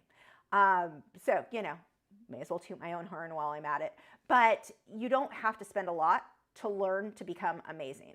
So whether it's because you're self-taught, or because you followed courses, or you took a class at a community center, you don't have to. And you can even check and see if there are art associations local to you. Back when I lived in California, there was I think it was the Inland Empire Art Association of the Inland Empire, something like that. I don't know if they're still around. This was, early 2000s. But I was a member of that, and once a month they would have a meeting. I don't think it costs very much to be a member. It couldn't have, because I wouldn't have been able to afford it. And it was mostly older retired people that were involved, but a lot of them were really good at art. And they would once a month or so have a demonstration. It was usually watercolor, which wasn't of interest to me, but they'd have someone come in and demonstrate. Or like my favorite meeting I went to, and this is why I do my art critiques the way this lady did. This artist came in, and everyone was allowed to bring one piece of art, and she critiqued it, and she was honest. And I learned so much from watching her give really bad critiques, her advice was wonderful, the paintings were terrible, to other artists. I learned so much from that, and it was like hardly anything to be a member of that. So you don't have to spend an arm and a leg to take courses in order to be good. I think that, I don't want to say it's a scam because I'm not saying they're not of value. I'm just saying they're not necessary. I mean, I don't need gold-plated paintbrushes to create a great painting. And I think that that's what some of these overpriced lessons and courses do. So I don't know. There we go. That is my attitude on that. There was something else I was going to rant about. Oh, speaking of that art association, total side story that's funny. Some of you guys have heard the story before. It's just kind of funny. I went into that class. I have, what is on me? The first time I went to one of those meetings, I sat next to this older lady. And at the time, I was probably, I think I was 23 at the time, 23, 24. And I sat next to an older lady, and I had bright stop sign red hair because I loved all the colors at the time. And she starts talking to me. She's like, oh, what college did you go to? I'm like, I didn't. I'm self-taught. And I don't think self-taught is like a bragging rights thing. It's just the state of how you learn to paint. Whether you went to college, whether you're self-taught. I don't think one is better than the other. I just care what your artwork looks like. That's what matters to me. So anyway, she tells me, she's like, oh. She then proceeded, because it was during the break, to lecture me on how your art is basically crap unless you go to college, and the importance of going to college and taking these courses and blah, blah, blah. And she goes, I mean, she just lectured me, and I'm like, well, she must be really amazing. And so I kept my mouth shut, because, I'm a younger artist, and I just assumed, and at the time I mainly did seascapes. So, or, my ocean stuff is what I was really doing at the time, and I was pretty good at it. Like, I'm still proud of the stuff I was creating then. I have some of that still hanging on my wall today. Like, they're good. So she lectured me for like 5-10 minutes, however long the break was, 15 minutes. And I'm thinking, okay, she must be really good. I'm not going to argue with her, like, whatever. So she ends up at the end of the session, they had like a show and tell. A few people, the theme of that week were seascapes. And I had seen the paintings up there, and they were terrible. Everyone brought seascapes that were terrible. I mean, painted with your feet, terrible. So they had the artist stand up to whose it was. Hers was the worst of the bunch. I'm like, this woman just lectured me for 15 dang minutes about the importance of taking a traditional school, college in order to be good at art. Otherwise, you'll never be anything. Alrighty then. So what was really funny though, because I was the youngest person that was in this association at the time, they had, when they did the critiques with that lady, I had brought in a painting that was in black and white, and mine was the only critique that she made a big deal out of how good it was, how much I understood my values, blah, blah, blah. She went on and on and on, all the things that were amazing about it, and people asked, they're like, well, whose is that? And they had me stand up.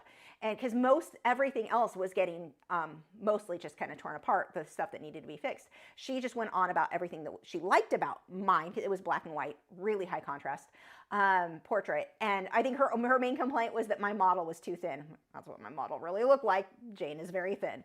So anyway, so they asked, that was fun. That was definitely fun to kind of, the lady who had lectured me a couple months back for 15 minutes about my art was going to be crap if I didn't go to school. And it's like, yeah, a lot better than yours, huh, lady? So kind of funny side story. That was like one of my forever moments of, I got not payback, because I wasn't like mad at her or anything. I just thought it was funny.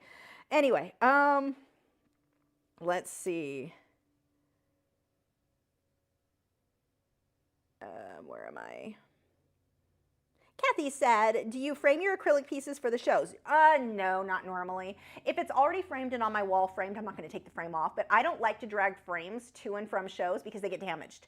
Even if I'm selling work, like if I bring one original, like to Aquashell, I'll bring one big original. The one that I'm bringing is not framed. If I bring a frame, that frame is going to get trashed just from dragging it around. There's just no way around it.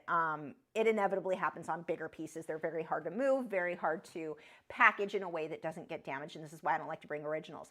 Originals I do not find sell, because if my originals, I'll have like the smaller pieces, but most of my originals, the bigger things are going to be anywhere from $1,200 to $5,000. No one's going to Aquashell to spend that kind of money on a painting.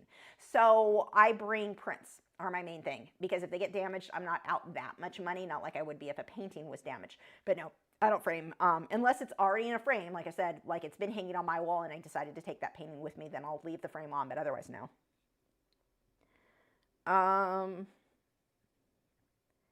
Jason said, I saw a former Disney artist that was charging so much for an online class and suggested taking a loan out for his course, but looking at the things are available was great. I don't have a lot of respect for anyone who tells somebody to take out a loan for almost anything. I get a car and I get a house, and not even that much for a car. Those are the only things that make sense to me. I am very opposed to our take out a loan for college, take out a loan for this. Everything on everyone's website, even Amazon, 4 monthly or 4 small payments of this. You can get this for 4. If I can't afford that broom right now, paying full price, I shouldn't be buying that broom right now. Like, I've gotten myself into way too much trouble with credit. So this is why I'm very passionate about that. Like, it's just too easy to start paying your bills on credit cards. And then what do you do when you don't have money to pay those bills? Like, it's an endless cycle of you just screwed yourself. So I'm very, very opposed to using credit on stuff. And I get it. Sometimes you have to. I get that. But I think something like that is not a necessity. That is not food. That is not something that I can't live without. That is not something like I am so opposed to anybody who encouraged someone to take out a loan for their art class. We're just going to leave it at that. There is no respect, and names would be called, like, on my part. And it may be, I'm wondering if it's an artist I know of, because I know of a Disney artist who is amazing. I just have zero respect for somebody who says, just take out a loan for my thing. Like, how out of touch are you that you are telling people, especially right now with our economy, what it is, that somebody would tell somebody, hey, I want you to take my courses. So what I want you to do is royally screw yourself financially by taking out a loan so that you can take... What? Because I guarantee you whatever he's teaching you can learn, or she's teaching, you can probably learn without that course for free with live streams. Maybe that artist, do they do live streams on YouTube? Probably. You can probably just learn a lot from that. There's actually a Disney artist who I've downloaded some of their classes for digital painting and learned wonderful things, and they were not very expensive. The idea that somebody would tell you to take out a loan for something so effing frivolous is so irresponsible, and that is a huge problem of what is wrong with just, no. Oh my God, that irritates me. That is just, I feel so out of, but then again, look at what we tell teenagers. We're like, oh, just take out a loan for college. Sure, take this college course that has no potential to earn back the money that you're taking a loan out for. I mean, you're never going to pay it off, but just take out a loan. It's fine. It's government backed. It's fine. Yeah. Oh, that irritates me that anybody would do that. I mean, okay, let's be fair. I don't know the details about what this person said. I'm making assumptions. But I have a very, very, very big problem that if you are charging so much that you're telling people just to take out a loan to buy the thing, you're a problem. Like, that is a problem to me. I don't want to say you're a problem. I'm just saying it's a very out of touch thing to somebody like, you've never been poor, have you? I have. I know what it's like, and trust me, you do not want to be caught up in credit cards and have financial issues on top of that. Like, I would say if I wanted to take a course that was really expensive, I'm going to go get a job at McDonald's, and I'm going to work a few months working on my off hours so I have my normal, whatever my everyday job is, and I'm going to go work at McDonald's for a couple of months and save up the money I need to take the course that I wanted to take, if it's that important to me. God, go into debt for a freaking art class, that is just, no. Fly Me to the Moon said, my first art teacher was a senior citizen that charged $3 in her home for oil painting. It was awesome. See, exactly, you can find, that's my point, you can find great things and learn great things without taking out a loan to take the classes. That is, Okay. Let's see. Python said, you don't need expensive mediums like acrylic, oil, colored pencil, or dear God, the most expensive one of all, watercolor. Right? I was shocked at how much it cost me to get started with watercolor because the brushes to be good. Graphite is such a fantastic medium for everyone. Graphite or charcoal. I love them both. Like, you learn so much because you're refining your black and white work. You're refining your values that can then be applied while you save up money to buy the other materials you need. Don't go into debt for your art supplies. Fly Me to the Moon said, will you do a critique again? We loved it, learned a lot. Yeah, I will. They don't get as many views for me, but they're still fun. And so, yeah, no, I will definitely do more in a few months, probably. Right now, my office is a little bit of a mess. I have my baby jumping spiders, like, would be in the background of the cage. I have to move stuff around. I was just thinking about that today. I'm like, I can't do a live stream in here for a bit. It's a mess. It's not that bad, but still. And try not to move them. I don't want to stress them out. Let's see. Paula said, hi, Lisa, where do you get your prints made? So I have a few options. One, like the prints that I bring with me to Aquashella, I get those from Giclée Today. I hear their prices went up, but the quality is wonderful. I think the prints look better than the originals. Like they're so good if you've got a good photo. So good. You can get them in all different sizes. Like I love theirs. What do I use? The medium rag white cotton something. I don't know. They're wonderful. I'd have to look at my receipt to remember what I order. But that is who I go with. The stuff that I saw on my website is a drop ship thing. That is Fine Art America. And so you can get like poster quality. So they're not Giclées. Giclées are going to be my higher quality, but that I only sell at the art shows. But then on Fine Art America, you can get posters. You could get canvases, like wrapped canvases printed with my artwork, which is really cool. You can get, there's a few different things I saw on Fine Art America like that. So that is where I go with. And then for merch, that I use Spring. It used to be Teespring. It's all through them. So like t-shirts, because Fine Art America, I do not recommend for any sort of clothing. I had sweatshirts there. A friend had bought something and the print job was horrible. And their customer service is iffy with Fine Art America. Whereas with Teespring, anytime I've had an issue, because I have had stuff with Teespring or Spring now, I had one that came and it was kind of iffy to start with, and I washed it and the print all came off. I sent them a picture. They were like, we can refund you or we can just replace it. Up to you. So I just had them replace it. I got a free sweatshirt out of it. So when when Teespring, because their customer service is amazing, when something goes wrong with them, I know I just got a free sweatshirt, so I'm not even mad about it. Just send them a photo of what happened, and they're like, yep, that was a mistake. So that's who I use for merch, and I've been really happy with them. And then for my mini prints, I use Vistaprint. For my postcards, that's Vistaprint. Anything like that, I go with. My stickers, I use Vistaprint. Let's see.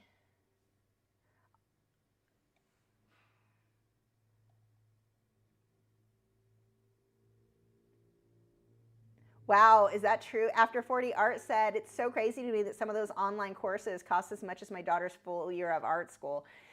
The only thing I can say with some of the courses, sometimes the artist will set up like lesson plan, lesson 1, lesson 2. Now we're going to move on to lesson 3. I do like that format, and that takes so much work to do. For me, it's more of how I learned. I'm just going to jump in, I'm going to do a project, and I'm going to learn a lesson from this project, from doing the actual project. Whereas some of these courses are like, look, assignment number 1, we're drawing a circle and we're shading it like this. And I think that can help people, but it's not how I learned, so I teach how I learned. I learned by, I'm going to paint a chicken. Actually, at the time, it was all dolphins. That was all I cared about, dolphins and whales, or fish. I'm going to paint that, and I'm going to figure it out, and I'm going to learn along the way while I'm painting that thing. So mine is a very different way of learning. So I do like the idea of some of those courses doing that, but if they cost as much as of art school, oh my Lord. Like, it's so unnecessary. That's crazy.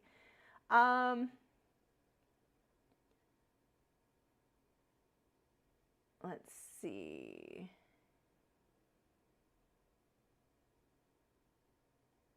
Whoops. Yeah, Python said watercolor is so expensive. I do watercolor, but it's expensive, so I'll just stick with oil for now. Isn't it crazy? Because everyone thinks that they think that that watercolor is the easiest medium because it's watercolor. That's what kids do. It's gonna be easy. It's gonna be cheap.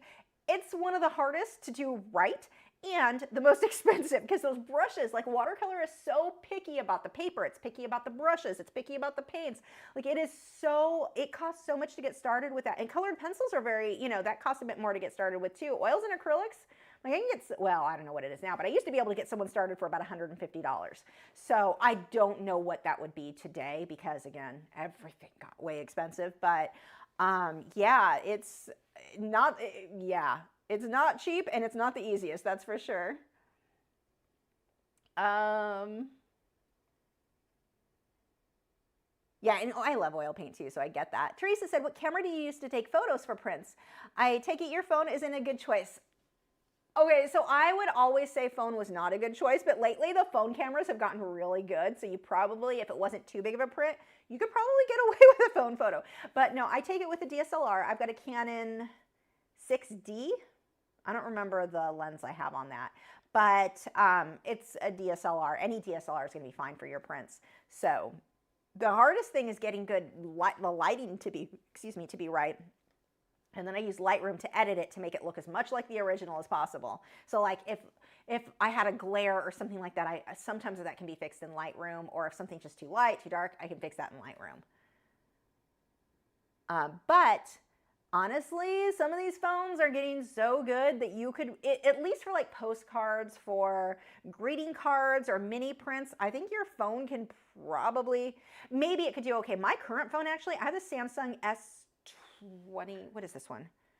And it's one of the worst phones I've had in a long time. I always get the Samsung, whichever one has the S Pen. And this one's the S22 Ultra. It has the worst. The camera's wonderful for taking photos of like my frogs, of the animals, beautiful photos, like really good photos. Taking photos of my art, it tries to blur it. It softens it. It is horrible. Maybe a different app, maybe it could be the Samsung app that I'm taking the photos with, but my artwork looks like absolute crap. If I want to post artwork on social media, I have to use my DSLR now, not my phone, which is like weird because I used to always use my phone for that. But this one is not. And it's so weird because the camera for everything else is wonderful, not my artwork. Let's see. Python said, in oils just work better for me. I don't need watercolor. I already have so much stuff. I heart oil so much. I get it. And oil smells so good. I love the smell of oil paints. It's also true. They're more accessible since you don't need many colors at all, and the most important colors are the cheapest. Yeah, I don't get this. God, with oils, I was considering, like, I use Winsor & Newton art. What is it? The artist one, the more expensive Winsor & Newton, and I thought I'll upgrade to a different brand. Like, there are more expensive brands. Back around 2017, 2018, 2019.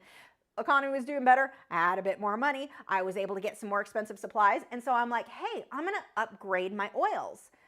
I looked at the prices of some of these from like, what was it? Old Holland was one I looked at, or something like that. I looked at, I can't think of some of the other brands. And I saw those prices, and especially on some of those colors, it was like, and I'm out. Winsor & Newton's fine. Like, I've never had a problem with the Winsor & Newton, so we're just going to stick with that because, oh dear God, those prices. Art by MB said, those pups are hungry. Is this true? Do you boys want a super chat? Gibson isn't even listening. You want a super chat?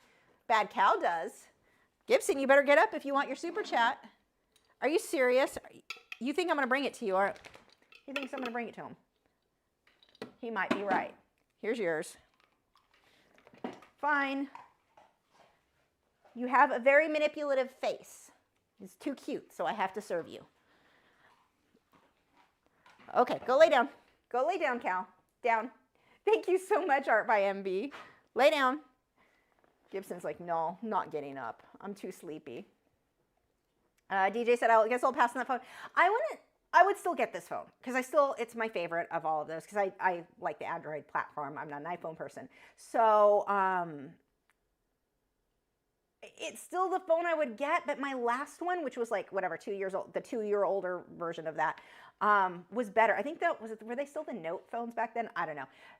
The camera was better for artwork, but not as good for like outdoor flowers or animals. Like when I take photos of my frogs, I've gotten some beautiful videos of my dart frogs, really good ones.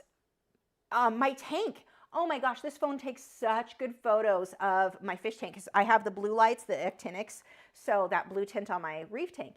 That's very hard to photograph. This phone, I'm able to go through Pro Mode and get these settings and get this great photo, and I don't know why I cannot get it to take good photos. Maybe I should try Pro Mode. I'm not sure if I have.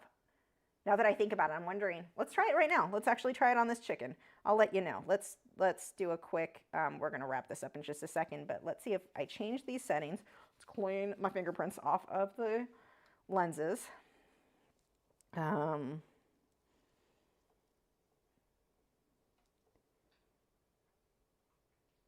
Yeah, Pro Mode works. That actually looks pretty good. Let me see. That's not bad. Yeah, that didn't blur it. So it looks like if I do it in Pro, the problem with Pro Mode is I have to adjust more settings. It doesn't just automatically snap a quick photo, and in which case I'm like, I may as well get my DSLR out. So there's that. Anyway, thank you. Nick says Gibson seems especially low-key tonight. He usually is wound down towards the end of the stream. That's pretty normal for him, but yeah, he did not want to get up. But he also knows if he just lays there and he doesn't feel like getting up, that I'll bring it to him. Because we do this like when we're in the other rooms. If I'm giving Wade one and Gibson's like, just bring it to me. I do, because I'm easily manipulated by Greyhound. What was I going to check? Oh, did this guy get a bid? I don't know. I don't think anyone bid on him. Let me see. I'm curious if that guy did. And if not, I get to bring him to Aquashella. Let's see.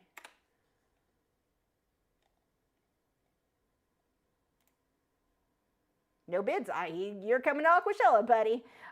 Okay. Thank you guys so much for joining tonight. Thank you for all the super chats. No one even popped their head up. I think they're just tired. I'm weirdly tired too. Is it something in our air? I've been horribly tired. I had a very hard time getting through today. Anyway, thank you. My shirt is lopsided. Whatever. Thank you guys so much for joining. Thank you to my moderators. Check out their channels. We've got Nick, who had recently done a digital, he followed one of my digital tutorials. He has a digital painting of a hawk on his channel. That's one of his more recent ones. Definitely check that out. We've got Joseph and Clark Fine Art both do live streams here weekly. Definitely check out their streams. You get to chat to a lot of the same people within their live streams, so tons of fun. And I will see, for Patreon members, I will see you over in Discord. So I think that's it. I think that's it. Okay, bye.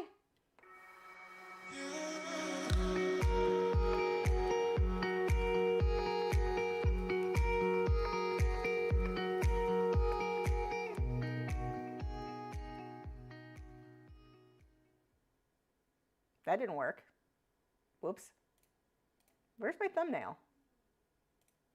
I'm still here because my thumbnail isn't showing. What in the what? I don't even know what's happening. I'm just going to end this live stream. Where, like, it's showing. It's where it's supposed to. Oh, no. It is not. Oh, it dragged. I don't know. Whatever. We're done. Goodbye.